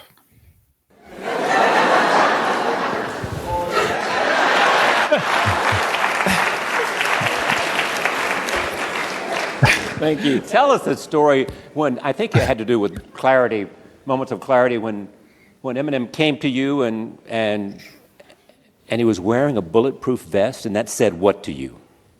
Well, it said that his life was going in the wrong trajectory because he was, arguably the biggest, recording artist at the planet at that time. He had sold 10 million records here and maybe 18 million worldwide. And, I know Eminem is he's more of an underground rapper. Like, he just loved rap in the purest sense. He didn't have, well, I'm not speaking for him. I didn't think he had the stomach for some of the other things, and being thrown into that, it just was really sad for me, What did you say to him? It wasn't really my business. I just, he came to produce a song, The Moment of Clarity, on a Black album, and I thought to myself, man, that's really sad, I think I'd just come off vacation somewhere. My life was great. Your life is great, by the way. It's okay, thank you. and I just know he didn't. That's not what he wanted. He wanted to get his music heard, and he wanted to, be successful, and he didn't want all the other things that came with it. And I just thought it was unfortunate. Interesting. And He had a bulletproof vest. Sometimes, imagine that happened to him. He's not even from there. It happens with rappers. We come from a neighborhood. We get a record deal. We can't just cut it off. You have baggage. You have your life. It's not like you become someone else when you sign a record deal. You still are who you are. Yeah, which is an interesting issue. I mean, you had such a richness of experience that you could rap about. Do you still have the same kind of richness of experience that you can write about, or are you? Well, let me tell you. So I step out on Beyonce, and and we come out with this album. I'll do my album called 444 to address all the issues. Definitely, out of the pain comes more art. And I jest a little bit, but that's unbeknownst to them. These two now at this period of their life, out of pain and out of struggles comes art, and that's why that album we still have yet to get the fully funded for that album, Nathan. But that's where that album comes in. It's getting close. Oh wait, the Carter's album. Sorry, I'm also talking about the Carter's album, the one they did combined as well. Yeah. Because there's Lemonade, 444, and then the Carters. It's sort of the trilogy of the albums after that experience. But yeah, out of pain and growth comes art. So that's a fair question. That's a question you can ask any artist. We've seen it with the artists that we enjoy, Nathan, when there's kind of a struggling garage band, when they're at their height of creativity, trying to get themselves known. That's kind of usually those first few albums are sort of the best because it sort of comes out of I don't know, it's a driving hunger when you're hungry. A driving artistic gold mine, when you're hungry. Yeah. And really quickly, one of my favorite movie franchises of all time, of course, is Rocky. And what happens to Rocky in part 3 is what Mickey's trainer says to him: the worst thing happened to you, Rocky, is you became civilized. Because he became kind of a polished fighter to the point he wasn't hungry anymore. He lost the eye of the tiger. That's where it comes from. He didn't have it anymore, and he wasn't hungry anymore. And that's what happens to artists and movie stars, and they become complacent a little bit with their art. And it's like, their first stuff is better. And I think it's because, long story short, that's when they're the hungriest and sort of the most creative. They can kind of plateau. What are your thoughts on that? Am I wrong? Crazy? No, I think you're absolutely right. Yeah. So Charlie's asking that, what's happening? Because you have a beautiful wife, you got lots of money. So where's your struggles now? Are you gonna rap about the security guard falling asleep at his post? It's protecting your house. You know what I mean? That's kind of life. To be fair though, it's not like once he got Beyonce and then riches, then everything was wonderful. It's now it's the paradox of what do I do? I was in the streets and I'm here, and is it actually everything that I thought? There's lots of complexity to that too. Absolutely. So I don't know. I know that there's a couple of artists that have explored that a few times. So yeah. So it's a good question by Charles. Now, with all that being said, I want to see what Jay-Z says. Distant from that now. Well, my first album came out when I was 26 years old, so I'm only 41. 14 years removed from that. Well, I got at least 12 more years of this. I see. Charlie. Yeah. No, just making sure the math was correct. Well, it's fine. Tell me about December 4th. Oh. Yeah, my mom was actually, she guest starred on that record. So tell me about it. It was the Black Album. And at this point, I thought, great ones. Thank you. Thank you. I thought I was making my last album, and I was going to go into the executive, boardroom forever, and I wanted this album to be my most personal album. So I started it off with my birthday, and I ended it with a song called First Song, which is actually the last song. You love making great art. Absolutely. So why did you retire at one time? Well, I was making an album at that point every single year. It was 96 up until that point, an album every year, and 10, 20 features in between. So that's a lot of work. Two things. I didn't want to just make an album every year because it was November, or, I didn't want to take for granted the thing that saved my life, for one. And for two, it felt like I had a bigger responsibility for the culture, to show it in a different light. Most people put out 2 or 3 albums, and then, it's like, where are they now? And they VH1 specials and, things like that. I just thought I had a responsibility to the culture to show it in a different light, that we can ascend the executive levels. And because who better to coach the players than the people who played the game? Like, really, I can relate to an artist in a different way. An artist can't tell me, yo, you don't know. I'm telling you, this is what they saying on the street. I'm like, well, until it reached me, that's not what they saying. Like in a way, like I can have the conversation with an artist on a different level. I've been in the studio. I've had records that didn't do so good. I've had, to write from a place of when I wasn't as confident as I was. I wrote when I was on top of the world. All these different things and nuances. To being an artist. I think. Who better to coach the players? So I thought it was my time to do that, like mentor role had done for my generation as well. But I didn't. What I didn't factor in that was the love for recorded music and how that would have a pull on me and how that would bring me back, to the thing I love most. What do you want to do? What's your ambition? Shaka asked me that in the car.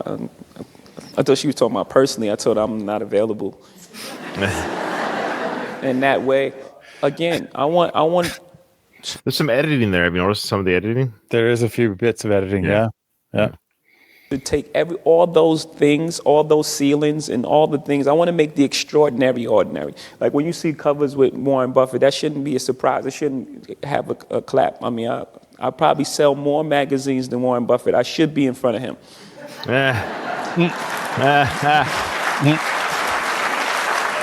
He has way more money than me, and he's way sharper, and he's went to Wharton, I believe. He's super intelligent, but just to take all those things, make the extraordinary things ordinary, like that should happen all the time. And that's pretty much my goal. Do you know how much Jay-Z's worth? I didn't know do you know how much he's worth? Do you know? No. Did you just look it up? Yeah, so I'm going to give you just guess. I don't want you to overthink it. Just first number that comes to mind. I don't know, like 500 million, maybe higher. 700 higher. He's a billion higher. What? 2.5 almost. So it's 2.5 according to my quick research. So 2.5 billion according to online. Now This is crazy. So when this interview came out, Nathan, he was only worth 2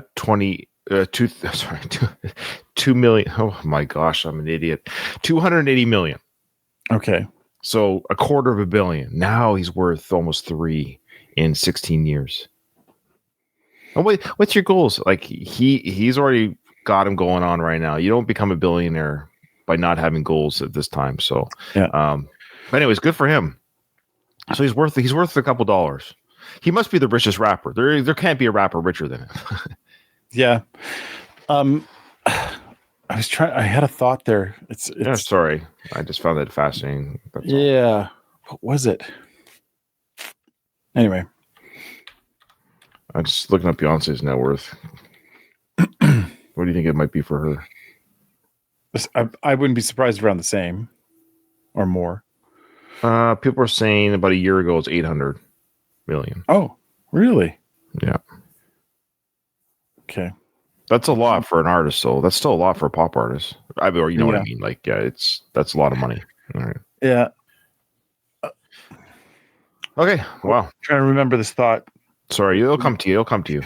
Yeah. So you don't mind a challenge? No, I think that, for the most part, that was that old way of thinking and that old guard that this music is here, this music is here. If we take away all the titles of music, we take away that this is rock and roll, this is country, this is blues, this is jazz, and we strip it down, it's just the same thing. Explain that. It's just the same thing, meaning what? Meaning that we all play different instruments. Rock, electric guitar, the folk music is that little folk round thing.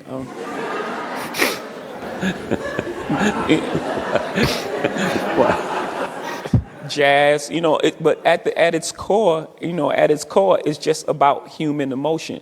It's about passion, it's about pain, it's about fear, it's about aspiration. We're all basically the same. We're human beings. We all have the same, struggles and the same dreams. And that's what music does. It connects to that emotion. And when they say music is the universal language, because it's really about emotion. It's not about the words. It's about the emotion. And once you get to that emotion, that's when you're being successful at whatever music you're playing. I agree. That's interesting. Coming from a rapper, is that fascinating that he says that? It's about the music. It's about the emotion, not about the words. Yeah.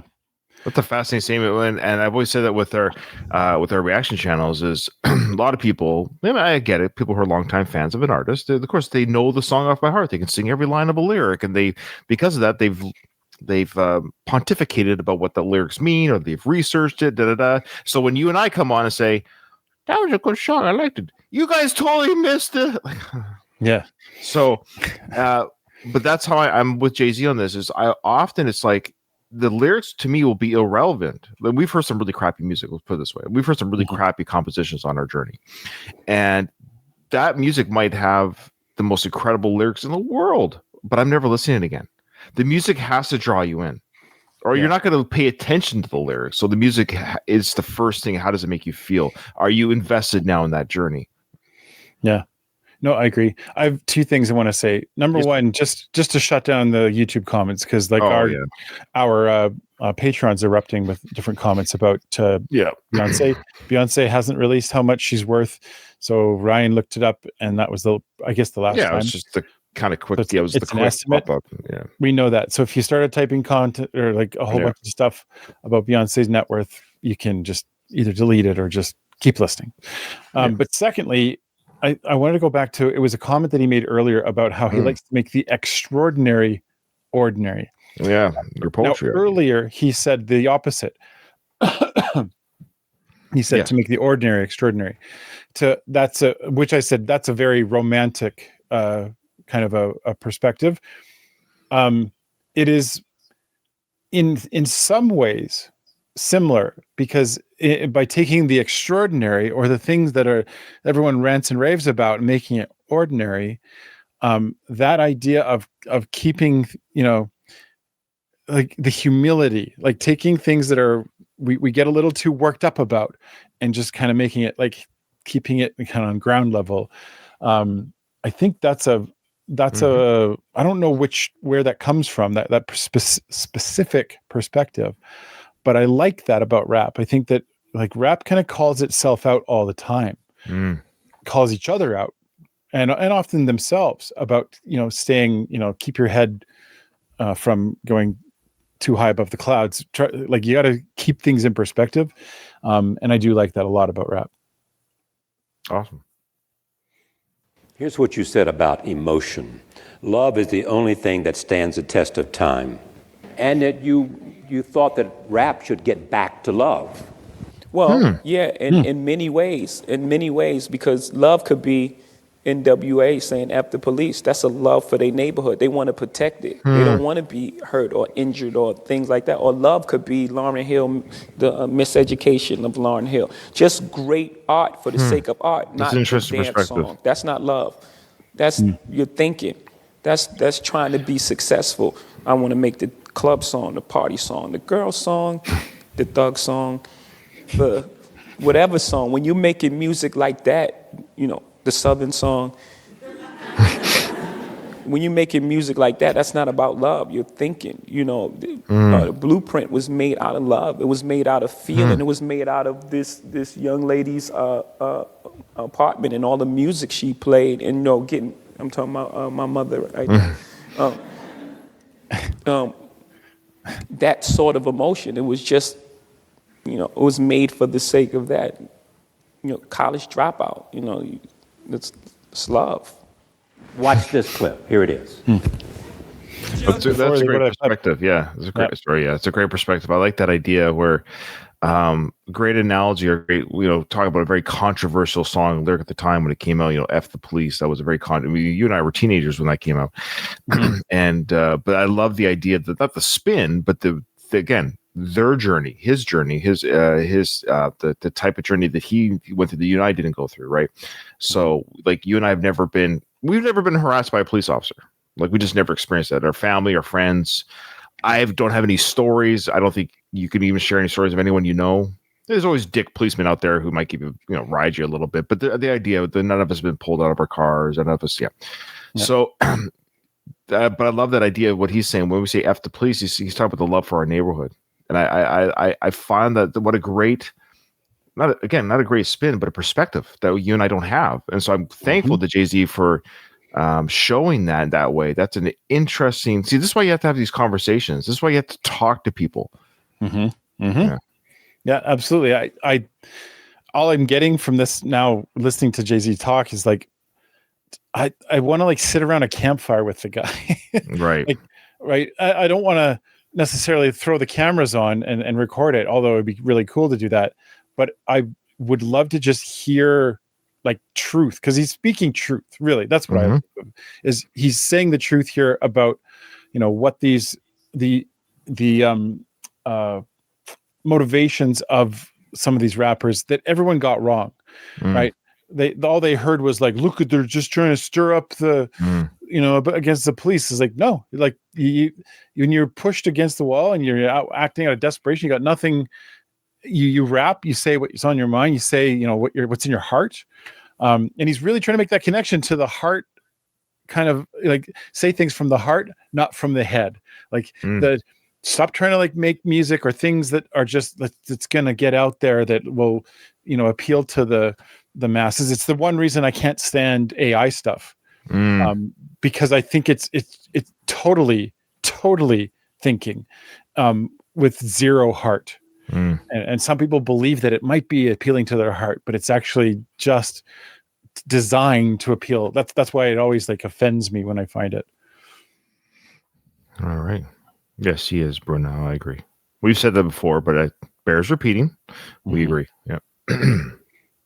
Mommy's a rider and I'm a roller. Put us together, how they gonna stop both us? Whatever she lacks, I'm right over her shoulder. When I'm off track, mommy is keeping. You react to this video. So let's lock this down like it's supposed to be. The 03, Bonnie and Clyde, Hove and B. Holla, all I need in this life is sin. It's me and my girlfriend. Me and my girlfriend. Down the ride to the very end. It's me and my boyfriend. Me and my boyfriend. That's right. All I need in this life is sin. It's me and my girlfriend. Look for me. Down the ride to the very end. It's me and my boyfriend. It's pretty fresh. That's pretty fresh. Yeah. I don't know how I let her wear that Boston hat.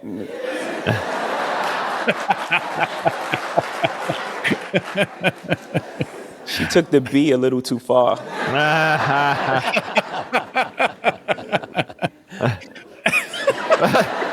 He's hilarious. I know. I love his when he tells a joke. What I love is he does it like he does his little he's a little lip licking, and and it's his awkwardness. It's intentional awkwardness. Yes. In between. Yeah. It's fascinating. Yeah. It's humorous. It's great humor, and we love it. Yeah. I'll just say this, because this is kind of what I'm getting at. Man, that would be funny thing to react to, is me like not knowing who Jay-Z was, thinking that it was this like hot guy, and then going like, oh, that's what he looks like. Ha ha ha ha. Now that I know who he is, like that's the testament to Beyonce, that she truly cares about character, more than looks. And I'm not saying he's an unattractive guy. He is, but he, like you say, he's, like Amika says, he is charming, and that attractiveness I totally get, because like I say, I would sit for hours sitting around a campfire with this guy, having him explain things to me. Like, I think it would just be a fascinating conversation, and I can see why Beyonce thinks, like, yeah, this is my man, this is the guy. Absolutely agree. All right. How my mind works. Forgive me. I just want to watch you get out of this. I was thinking the same thing. I was like, how is he going to get me into this? Wouldn't it be great to have a young Jay-Z? Oh, this is before kids, I guess. Yeah, I think that would be great. I have a young Jay-Z right here. Look at him. This is my nephew. Stand up for a second. Watch this. Watch this. Turn around.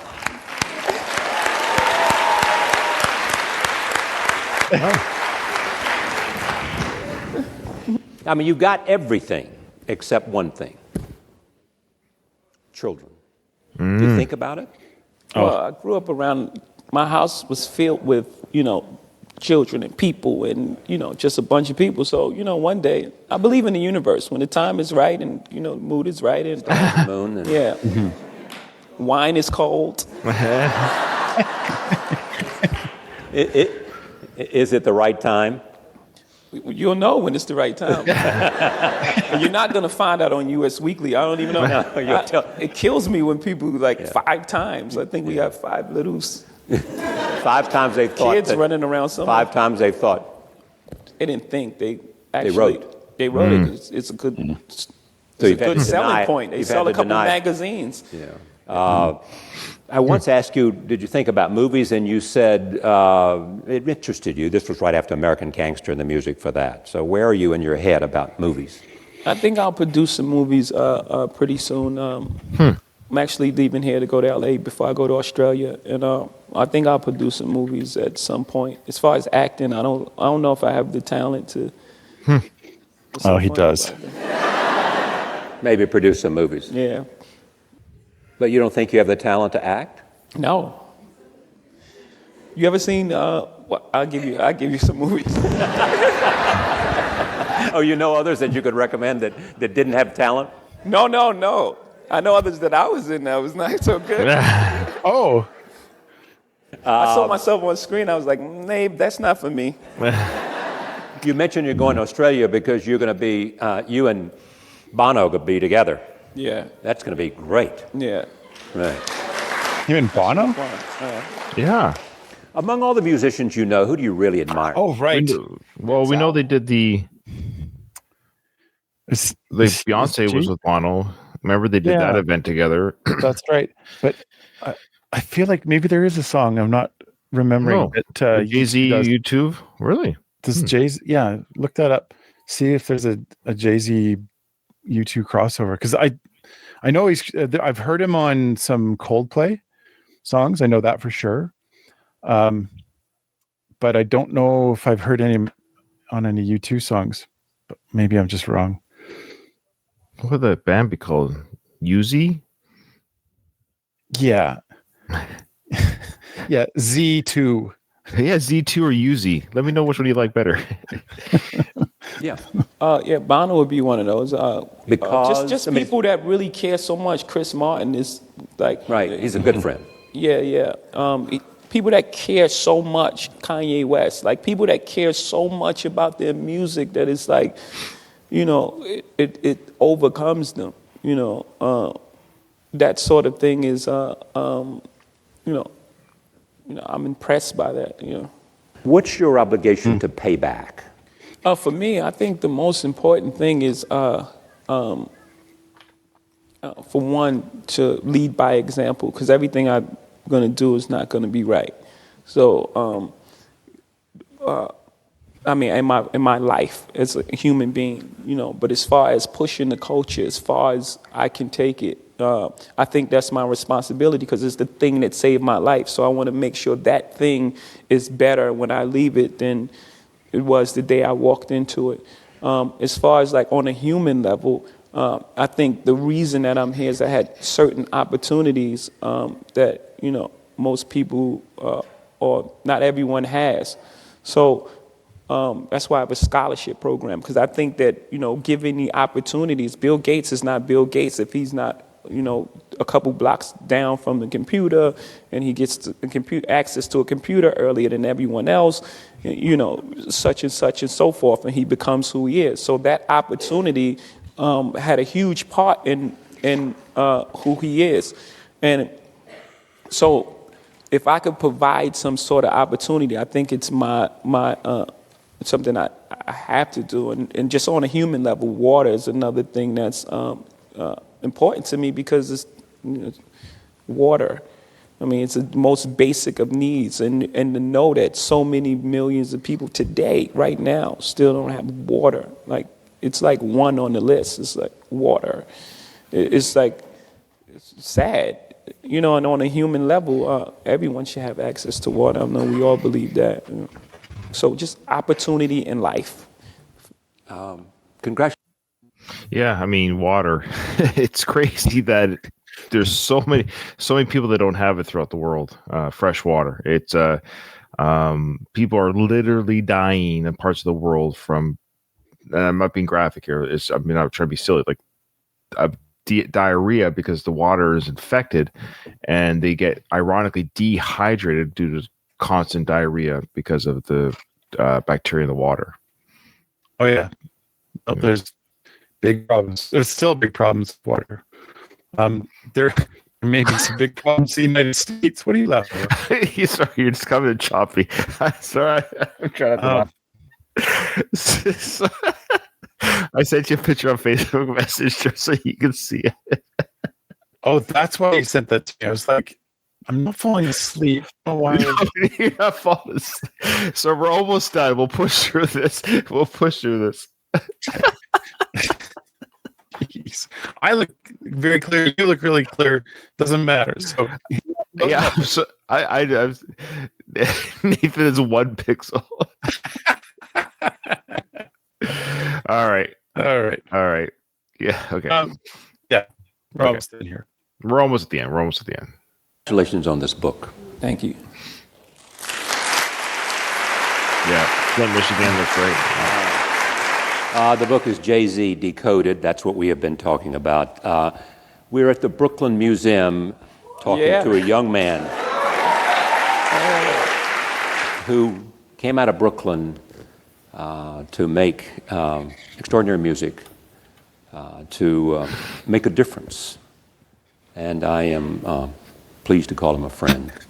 Thank you, Jay-Z. Thank you. Thank you, man. Thank you, man. Good. Yes. Oh. All right. So because sorry, I laugh at the stupidest things. That's so stupid. Oh, you've gone all quickly. Well, Nathan, here we go. This is the final part of the Charlie Rose interview. We've done the whole interview with Jay-Z and Charlie Rose. We really thought it was great, fantastic. And tease here. We got more Jay-Z interviews coming up. A couple of interviews from Rocky as well. So everyone thanks Rocky for her continuous support and patience with us as we get the stuff done. Rocky's so patient with us. We appreciate you, Rocky, and we love your support. So, Nathan, this is going to be interesting. This is a Jay-Z's Q&A. So I guess he did a question answer with the crowd, with the audience members, ask questions to Jay-Z. And I also want to say this too, and I hope, Rocky, you're okay with this. So the first interviews that we got, I was able to screen grab, or what do you want to call it, download from Charlie Rose's website, the Jay-Z interviews. I went there today to get the Q&A. They've been disabled. The videos on his site or whatever disabled. So this was found on YouTube. So I hope this is I can't imagine there's 2 Q&As. I hope it's the full one. That's all I can say, Rocky. So I'm sorry. I went to Charlie Rose's website. I even changed my VIP to American to see if it was because I was in Canada. Didn't matter. So anyways, yeah, the Charlie Rose videos are disabled at the moment of this recording. So anyways, interesting. Okay.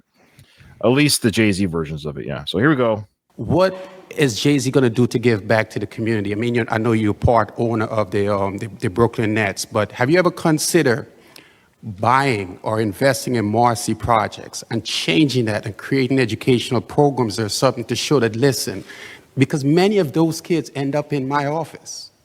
And that's something I just wanted to ask you. I mean, and, you know, not to get all political or everything, but that's a very significant thing for me, actually. I think what you. What do you think? What do you think Jay-Z is going to say to that? Well, I ask not what your country can do for you, but what you can do for your country. You know what I mean?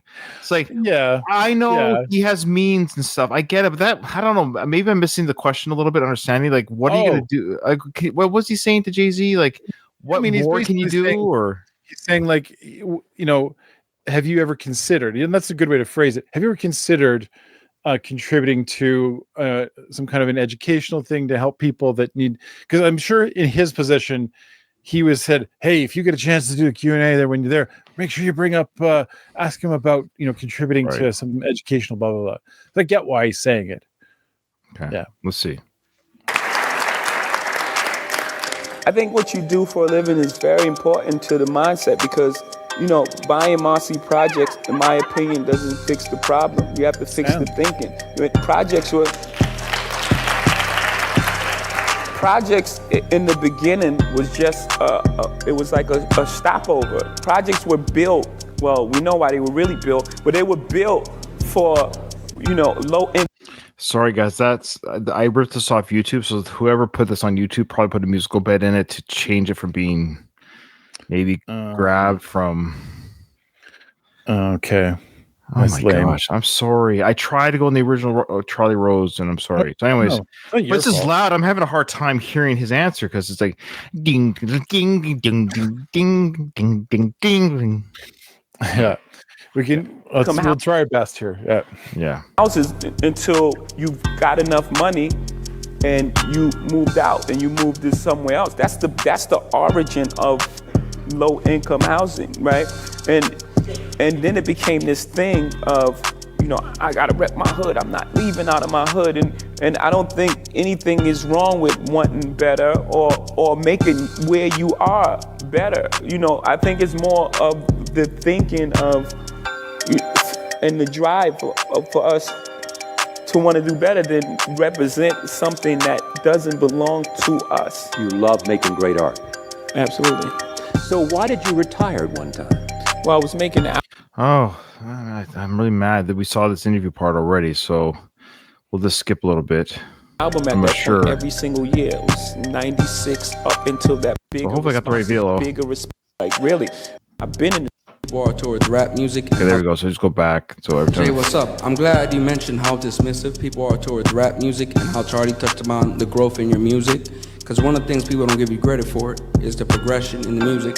For example, Volume 1, which is my favorite album, is very dark.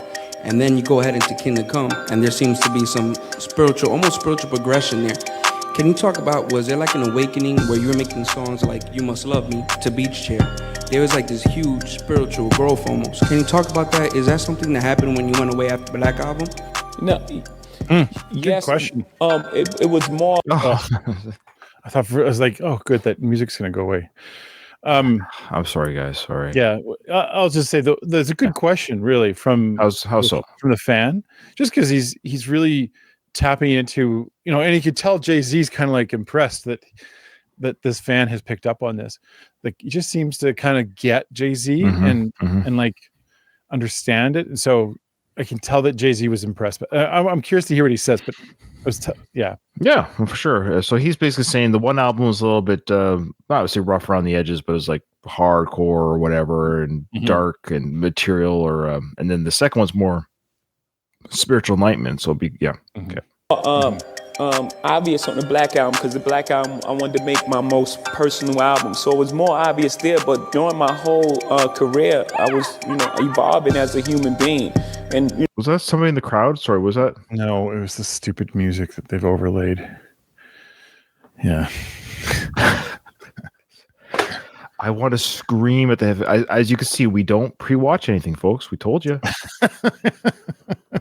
And like I said, I went to Charlie Rose's official website. You cannot get the video. I mean, okay. So there's a girl that, yeah. Can someone do me a favor who's listening to this? Can someone do me a favor? I'm very curious. Can somebody Shazam the music while they're listening to it on their PC? Shazam the music. I'm curious what artist and song this is because I want to give it the full credit it deserves. Guarantee it's like some kind of. I want to give it the full credit it deserves. So if somebody could do that for me, that'd be fantastic. It's going to be like royalty free something. I just want to give it the full credit it deserves. Okay, here we go. Obvious on the Black Album, because the Black Album, I wanted to make my most personal album, so it was more obvious there. But during my whole career, I was, evolving as a human being, and and as I was evolving on a human level, was making its way into the music. Because for me, music was, some sort of therapy. It was my time. I was, and to this day, I'm still pretty guarded as a human being, and I'm trying to get further and further, daily. But rap was my time to get in the booth. I got in the booth and I could say things that I wouldn't normally say in, everyday conversation. So, I was just evolving the entire time. It just, overstated on the Black Album because I tried to make it my most personal album. Thank you. Okay, cool. There you go. Black Album's most personal album. There you go. Yeah. Kind of what I think he had said that earlier, though. For some reason, I thought he had said that to Charlie in the first interview. Something about the Black Album being more personal, or at least that he was the whole evolving from album to album. I think he mentioned that earlier. Yeah. Now, I can't tell if this girl is pretty or not until we unfreeze the terrible frame I got there. Let's check her out. First, I'd like to say thank you for inspiring me for the last. Oh, yeah, she's pretty. There you go. Oh. So the song is called Really Real Lifestyle by Animated Disciple. Thanks, Sky J. Okay, yeah. Stay tuned for the end of the video, folks. We're going to do a mini reaction. Okay. Maybe to another one of their songs. We'll just do a quick YouTube video search of the music. Okay. So I get the soda. Okay, I'm sorry. All right. But she's cute. Can anyone find out her Instagram? That's the next. All right. 10 years, almost every day. Thank you. And what was the most valuable lesson you learned as president of Def Jam? I learned that being the president of a company is a thankless job. So you had better do it for the greater good and not for yourself, because if you have a successful artist, it's just because they did it. If they fail, it's because you. So it's a no-win situation on a personal level. So you have to just be focused on the greater good. And the greater good is getting great music out there, however, and really just realizing that not everyone's going to be successful. And I guess that's the biggest lesson I learned. Jay, this is an epic moment for me. My name is Renee Jennings, and I moved to New York when I was 19, and I'm 30 now, but I went through sleeping in my car and all kinds of crazy stuff. But your music, when I listened to it, I was just like, man, this dude is so great. And to see you, I'm like, oh, man. Thank you. But one of the things okay, whatever. Let me hurry up. I'm sorry. One of the things for me is when I listen to your music and I hear people say, oh, well, Jay-Z's music changed. He's not, I live in Brooklyn, so, you hear stuff, people talk. And they're like, but they're like, oh, it's not the same anymore. But people don't understand that you went through things that you went through in your life to get to a point to do better. You're not going to be the same person you were back then. You're going to elevate. How do you stay focused when you know that people say that about you? How do you remain calm when people talk about Beyonce, hey, B? And, Was she there? I'm saying, Was she there? She's sitting next to him, or just like this woman is taking everything. She's totally confident Jay-Z. Hey, how do you stay focused when you got that beautiful woman as a wife? Hey, B. I think she might, because I think he's looking over there. Let's keep going. Yeah, is she off in the audience? Maybe she must be. Is she there?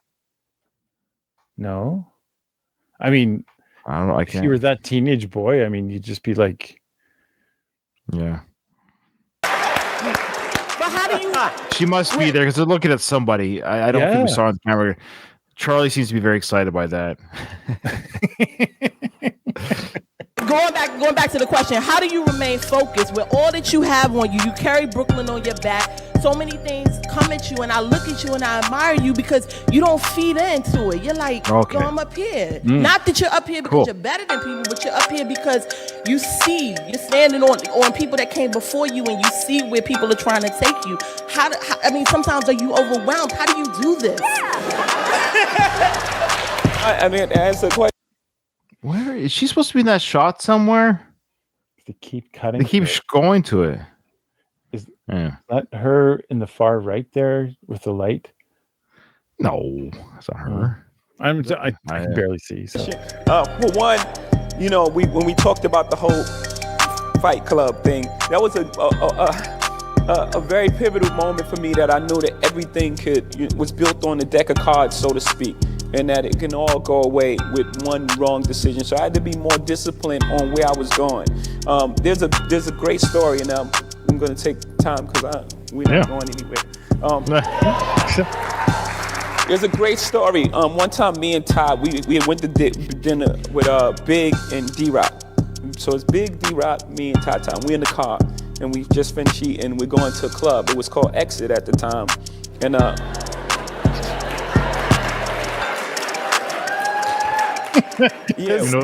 do we know that club?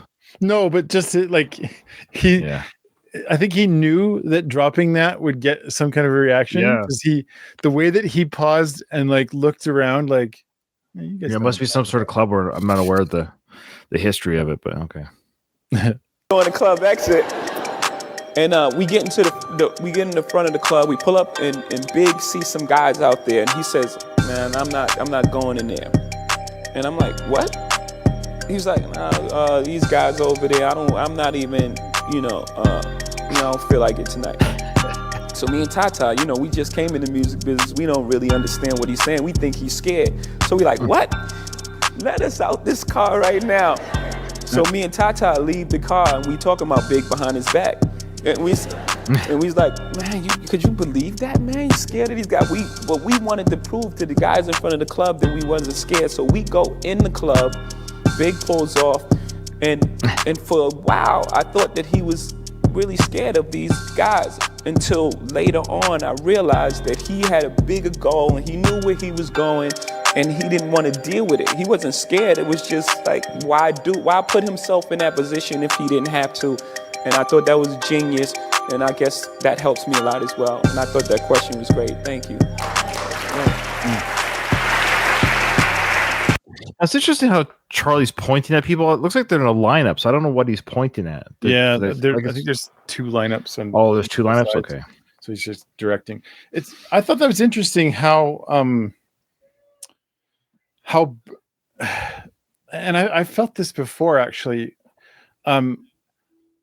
There's something really refreshing about how real the fans are. How they're not asking the classic, like, what's your favorite band that inspired you, or like the kind of questions you'd always hear over and over and over again. Just because I think most fans of Jay-Z see that he doesn't talk about that kind of stuff. Like, it's right. Like that's not what drives him. It's a different situation. So they're being real with themselves in the questions they're asking Jay-Z, because I think they expect that he'll be just as real back. Very good, Nathan. Very good. I like that story though, where Big is it Notorious B.I.G.? Is that who he's referring to? Big? That I think so. But how he's like, nah, it's beneath him to go interact with this, like, to stay away from that drama, whatever that drama was. He's like, I got other things to do with my time. I don't waste my time with that stuff. And Jay-Z was young in the business. He's like, yeah, we're cool, we're brave or whatever. But he B.I.G. was already like, no, I'm good. I got it.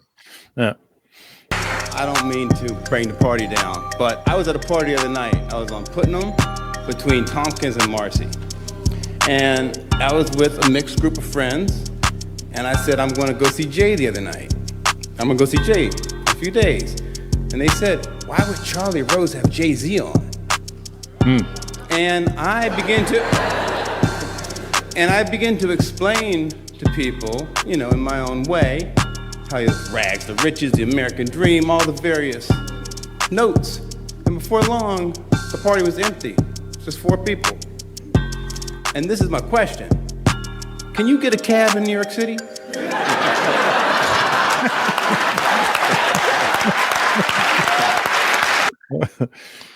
Remember there's something that happened around then? Famous celebrity couldn't get a cab because they were black. That's what I was referring to. That's what I was referring to. Yes. I can't remember the celebrity. Who was it? They were unable to get a cab. They were hailing a cab, and they felt at the time that they weren't getting the cab because they're black. Yeah, I could be wrong, but this was a while back, and I think that might have been the joke. Can you? Because obviously, I don't know if you could tell, but Jay-Z's black, so I wonder if that's the joke. Is like, can you get a cab in New York City? So maybe I'm wrong, or else I don't know what the joke is. Yeah, it's interesting that like this is back. When was this interview? 2003. Oh, I forget now. Sorry. Yeah, around then, early 2000s. Around then? No, was it that early? Because he's with Jay-Z. Maybe a bit later. Yeah. Yeah, I think he's later because 2008, 2007, 2008. Yeah. Yeah. But think about that for just a second. I will. Well, think about the controversies that have followed Jay-Z and Beyonce all along. Right? This like idea that like, oh, Jay-Z, he's just like whatever, fill in the blank. Oh, sure. It's just about this or it's just about that. And depending on who's saying it, you can say, oh, well, this person says it because they're racist and this person says it because they're this. But like at the core of it, it is like this, it has this undertone of like that people are bothered by real people who rise up through the ranks and go from rags to riches. Just simply because that's their station, right? That's where you're supposed to, you know, like it feels unfair to some people, I guess. And I think that's what that guy was talking about. He's like, I'm going to go see Jay-Z in a couple of days. And then like people just clear out because like, oh, I don't want to talk about Jay-Z because he's blah, blah, blah. Like, I don't know. I find the whole thing fascinating because I've yet to see something where I'm like, oh yeah, now I see what they're saying. I haven't seen one thing that indicates like, yes, he should definitely be humbled or brought low, and you know, not talk about his success or anything. Like that's just stupid. Anyway, no, it's a weird question though. I guess he was saying I'm going to the Charlie Rose interview, and there people were like, were they white people that he's with? You know, I'm trying to think of who they were. Really give that. No, and I think we're too. I don't mean that as a bad. I'm assuming they might have been because it's like, why would Jay-Z go on Charlie Rose? Charlie Rose shouldn't have those people on the show, but which is weird. Charlie Rose has interviewed a lot of black people, so I don't know. Interesting. Yeah, but that's why he went on it. I think people would have been surprised. There's probably people even in the Charlie Rose crowd who don't know Jay-Z that were probably had their, and that's fine, had their ignorance changed when they actually got to listen to him talk. When you're alone, that was genius. And yes, cab drivers know me too. But I don't think yes, I can. I'll be honest with you. I'm impressed. Yeah, but also, this is not the first time he's been on my show. I mentioned that. No, if I can have one more moment, someone said, "What has he done with his money?" And I just wish that I could pull up the Forbes interview at that moment. I didn't have the imaginary power to explain, but it was just amazing that that you've had a variety of superstars, one from Tom Cruise to Bjork to various people I admire. But when it came to Jay-Z, the question was immediately, what has he done with his money? And I just found that stunning, that like, that was bought up. And that's like why, I had to validate, I had to defend both of you.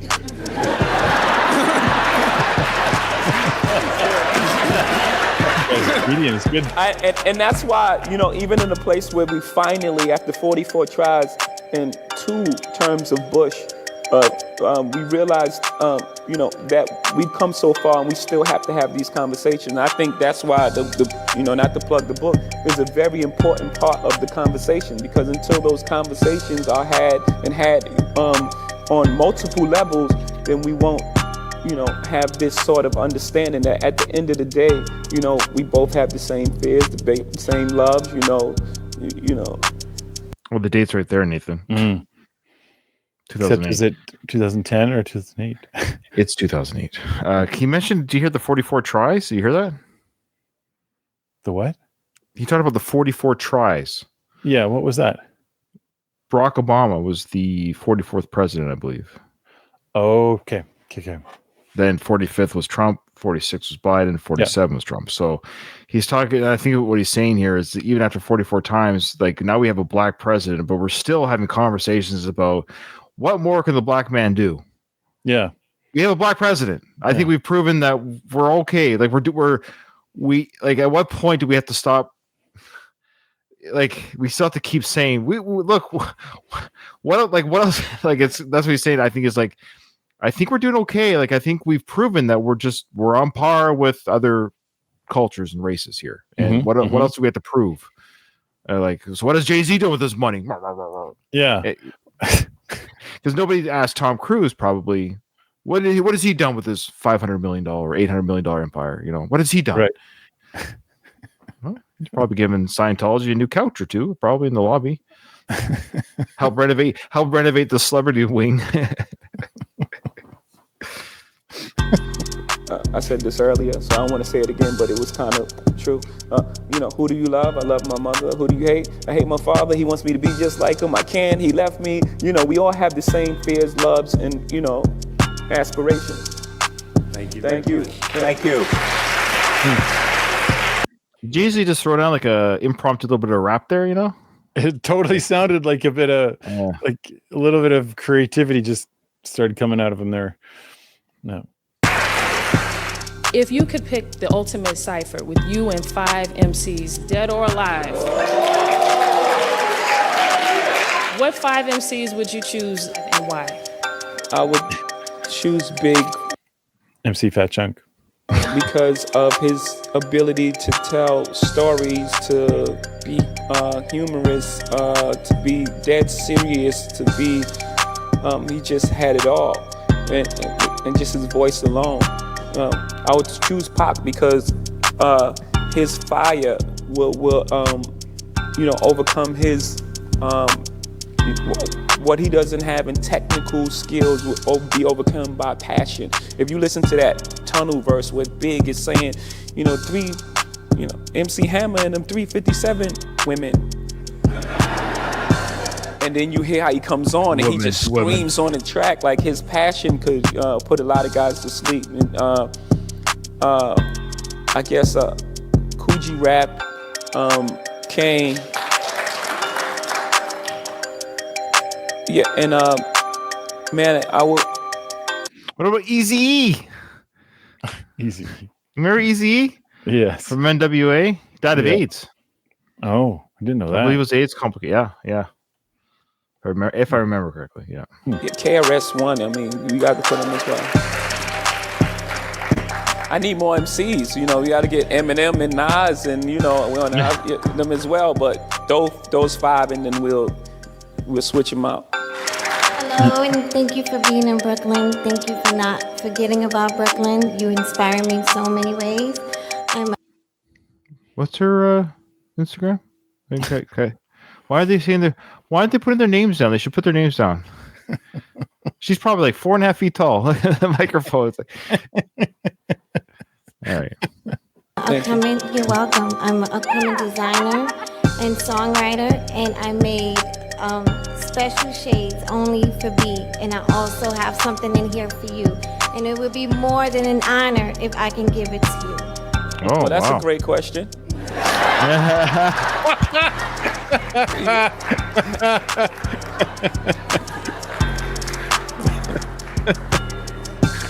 He's a designer, and me. Good luck. All right. Okay. I wish you plugged your business. I wish we heard what the business was called. Is it to Beyonce? Oh, they're keeping her hidden. Hi, Jay. My name is Glow. Okay, so basically, first off, I just wanted to say I've been a fan since day one, since '96, since Reasonable Doubt, since Can I Live, since I heard you first rapping over Up Against the Wall speakers in Springfield, Virginia, where I. How many drinks is she in? Do you think? How many deep are we in here right now? Hi, Casey. I'm close. This feels more like what I thought the fans might be like. I feel I love you since long time. Long time. So anyways. Worked at.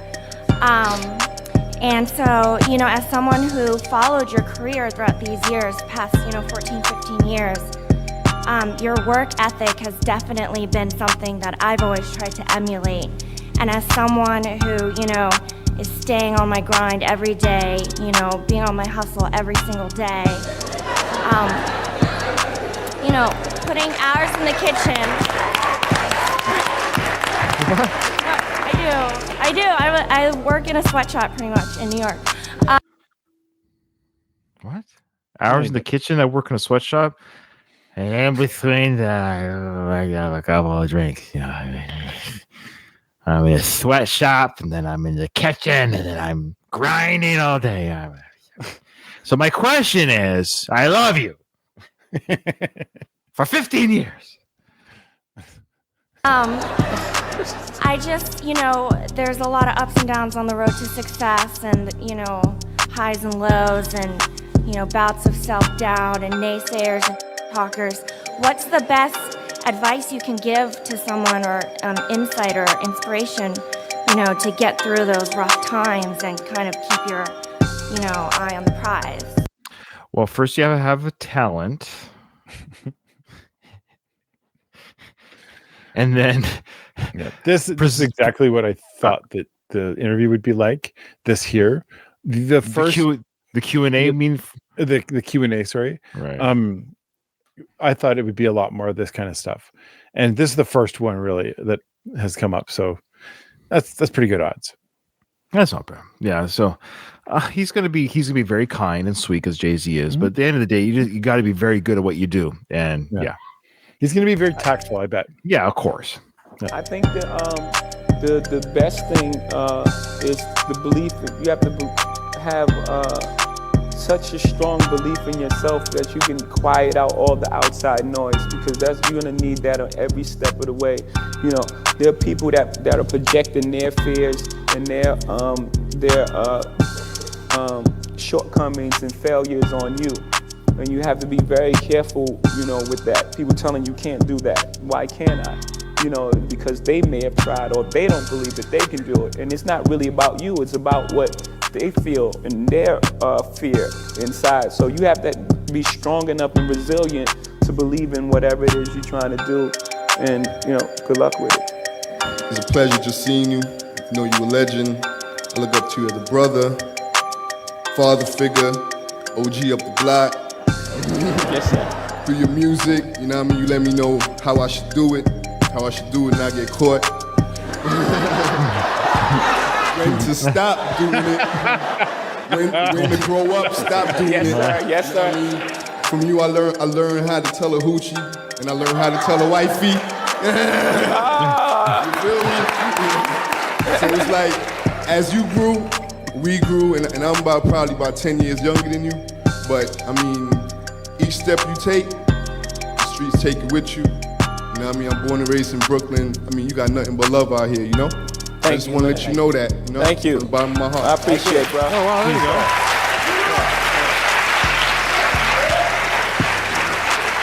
That's good. I like that. Yeah. You inspired us all. I've been on planes to go see you in concerts in other countries. You're just an inspiration. Your music is absolutely amazing. But you know, the guy behind him, I want to hear what he's going to say. Is obviously always collaborate with Drake, with Diddy, with Big, great music. You've also I want to know what the guy behind him got involved with Linkin Park, with Chris Martin. You know, do you think you'll be doing more collaborations in the future? Yeah, I always believe in. I love I love that thing of collaborating. You taking the best of what you do, and someone taking the best of what you do, and you not robbing from what they do, and they not robbing from what you do. And y'all bring the best of what you are to the table, and you put it in this mix, and you see what happens. You know, I love that part of creating. So there'll definitely be, because I don't believe in those lines that people put up for music. You know, this is for this person, this is for that people. You know, this is rock, this is blues. I just believe good music, bad music, and, you know, put those two elements in the room and, you know, see what happens. Let the, you know, God, the universe, the movement, whatever happens in that room tonight, wine, whatever happens, you know, make great music. I think it's crazy how you just come off the top with everything you do. You don't write it down. I think that's an amazing talent. I mean, I'm actually cool with Free. I know he do like the same type of thing. So I want to know, like, when did you start getting into like not writing your rhymes down? And I just want to come off the top of my head and everything. Yeah, it's not really off the top of my head. I'll sit and I'll listen to the track and I'll go over it and, you know, for me it was a necessity. It wasn't something that I tried to showcase my skill or anything. It was more out of necessity. I was away from this notebook that was my world. And, you know, I was out in the street and moving around and I had no place to write it down, so I had to memorize it. So it was more out of necessity than it being some sort of skill. And I just worked at it, like, you know, I'm sure you heard this like an exercise before. So it's not really, you know, off the top of the head. It's thought out, you know, over and over again, and then I just go and do it. You ever catch yourself like trying to get back to it? Like I'm gonna write back something. to writing? Yeah. Yeah, I tried a couple times, but for me, it's just freeing. It's just something about it, you know, without having any rules or any box or anywhere to stop. You know, sometimes you can see where to stop and say, okay, there's the stop. I don't see that, so I don't know when the last line ends or the first one begins. Sorry. Sometimes, you know, this word starts the sentence, but it ends that one, and you know, for me, it's just a better technique. I appreciate it, bro. Thank you, man. I'm such a huge fan. Sorry, I want to apologize. It's not Rocky's fault, by the way. Again, I want to make it clear. I went to Charlie Rose's official website. The video was down. I couldn't access it. I'm sorry. But we have a treat. We're going to give the love that this artist deserves at the end of this. I've got his YouTube ready. So if you want to stick around, I think I got a dance worked out that goes with it. Okay. Well, Nathan, I've got it all ready to go. So guys, stick around. It's going to be on this video, so don't leave. If you can make it to the end, we're going to give Animated Disciple the love that they deserve. Okay. Because nothing better than this song, which is called "Really, Really Lifestyle." That's the song we've been listening to for 20 minutes. It's on. We have like it'd be one thing if it was like a different track each time. At least it'd be a different. But we get to listen to this, and there's just enough time left in the video. We get to hear one last time. This is a real song, by the way. This is a real song. Man, and I just want to thank you for all your music. You know, it's the best shit, the best that ever did it. Hey, get that guy out of here. Who let him in here? And you had a lot of big features on all your albums. So what was your favorite guest on one of your albums, and what was your favorite guest verse that you've done? There you go. Man. My favorite guest was Big because of the relationship that happened after that night. That the relationship that we had was a direct result of that song and the respect, you know, we had for each other, you know, over that song. And my favorite guest verse is too many. I have no idea, man. Crazy in Love was pretty good. There you go. That's a great response. This is the director of the Charlie Rose interview with Jay-Z. I say again, every time Beyonce is mentioned, I say again, do not show her. Whatever you do, do not show Beyonce. Hey, maybe she said that. Maybe she said, I don't. There's no way. No. You're right. Maybe you're sure in the realm of possibilities. Sure, but I love how she's mentioned, but the cameraman's like, maybe the cameraman's like, she's here. No, she's here somewhere. No, okay. over here. Hey, what up, Jay? I just want to know, seeing that you left the hood for a minute now, you know, and where do you get this inspiration to write music for us that we still in the hood, you know, and we bump to it and everything? Who you got going out in the project, chilling, bringing back in for you? How do you do it?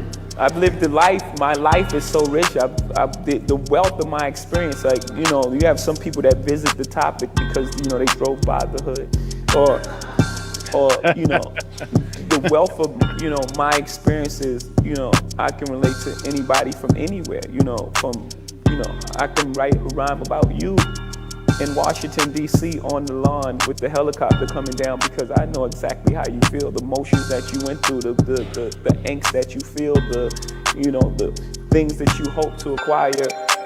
I mean, we're the same person. All right, one more thing. Could you sign my book, please? That would probably be a bad idea. But, sorry. Over here. Jay, I'm so proud. In 1997, we did a show called Hip Hop Nation here.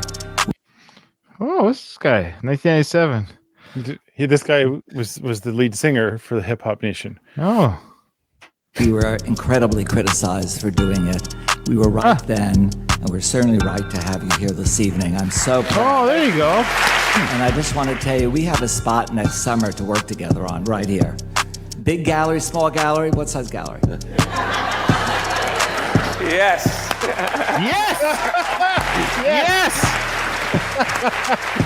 I'm absolutely honored to be up here in your presence to talk to you. It's like I'm shaking, I'm happy, I'm scared, I want to cry, I want to scream, I want to do everything. It's like all at once. How about you just ask the question? I knew you were going to say that. But just for that, I want to ask you. I already know the question. I'm sure all of your true fans know the answer. I already know the answer, and I know we all know the answer, but I really want to hear it from you personally. And I want to know if you know how you affect your fans, and how, if you really know how they feel just being in your presence, just standing here talking to you and shaking, not being able to keep your composure. Like, since day one, it's like crazy, and every concert and every day, I'm hoping and praying to meet you, and it's just that I'm standing here right now.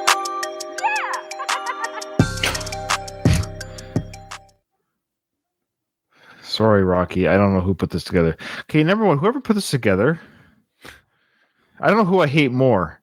The person that put this video together, or because they chose.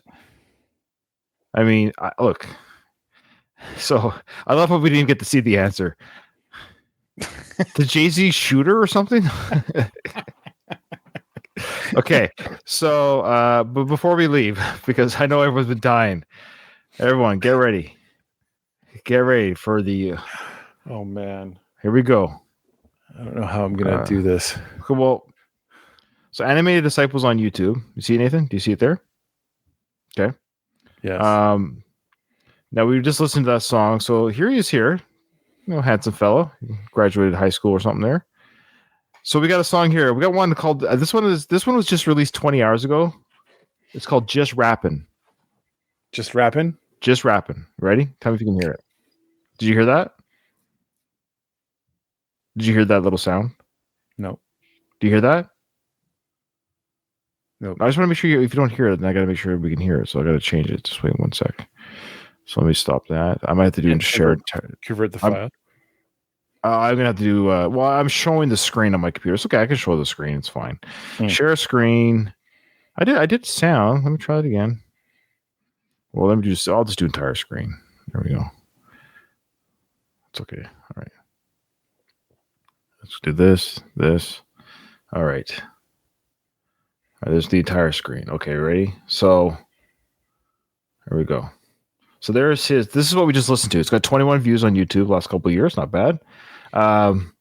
Enemy Disciple. So this is just so you know. This is what we're listening to. This one here, right? You have to pipe down. Lyrics are now. Oh. Tell me what you need. Oh, there's lyrics. There's lyrics now. Yet I'm still faithful. I be planting seeds. Please don't be like me. I'm trying to be like Jesus. I'm trying to achieve. Pain in my heart. Yeah, it make me grieve. Why you let go? Why you got me? Won't you stay? Breathe. Oh, you need me, girl. I'm sing along. Oh, he's singing. I'll be off these drugs. Wait. Sorry. You won't have to pipe down. Yeah, you won't have to pipe down. Waiting for your love. I'll be off these drugs. Hope you need me, girl. Yeah. I'ma rock your world. Yeah. Whole different lifestyle. You see everything changing. Changing. You ain't complaining. Hey, complaining. Yeah. Yeah. So I think we'll just leave it at that. What I will say is it just goes to show you that rapping's not easy. Yeah. Like all the best animated disciple. Wish him all the best. Yeah, good stuff. Okay. All in all, thanks, Rocky. I apologize that the video was had the repeating song "Really, Really Lifestyle" from Animated Disciple. But I think we got the gist of the Q&A. Jay-Z's a great guy. Great guy. Yeah. Just good guy. Well, we have more stuff coming. Yeah, I have Jay-Z. Jay-Z related. There's a really great professional video that people have sponsored that's coming soon. And then it's gonna be I don't know. I just love the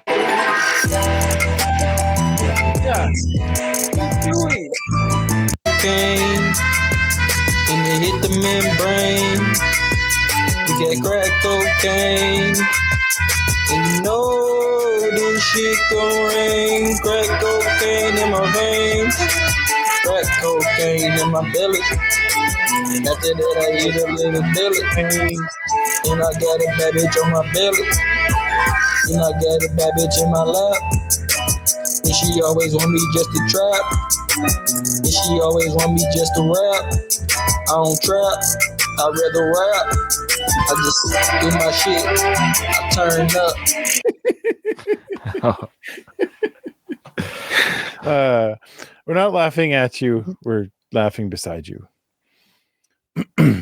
No, I think it's all right. Thanks, everyone. It's a lot of fun. Yeah, thanks. And we'll see you in the next one.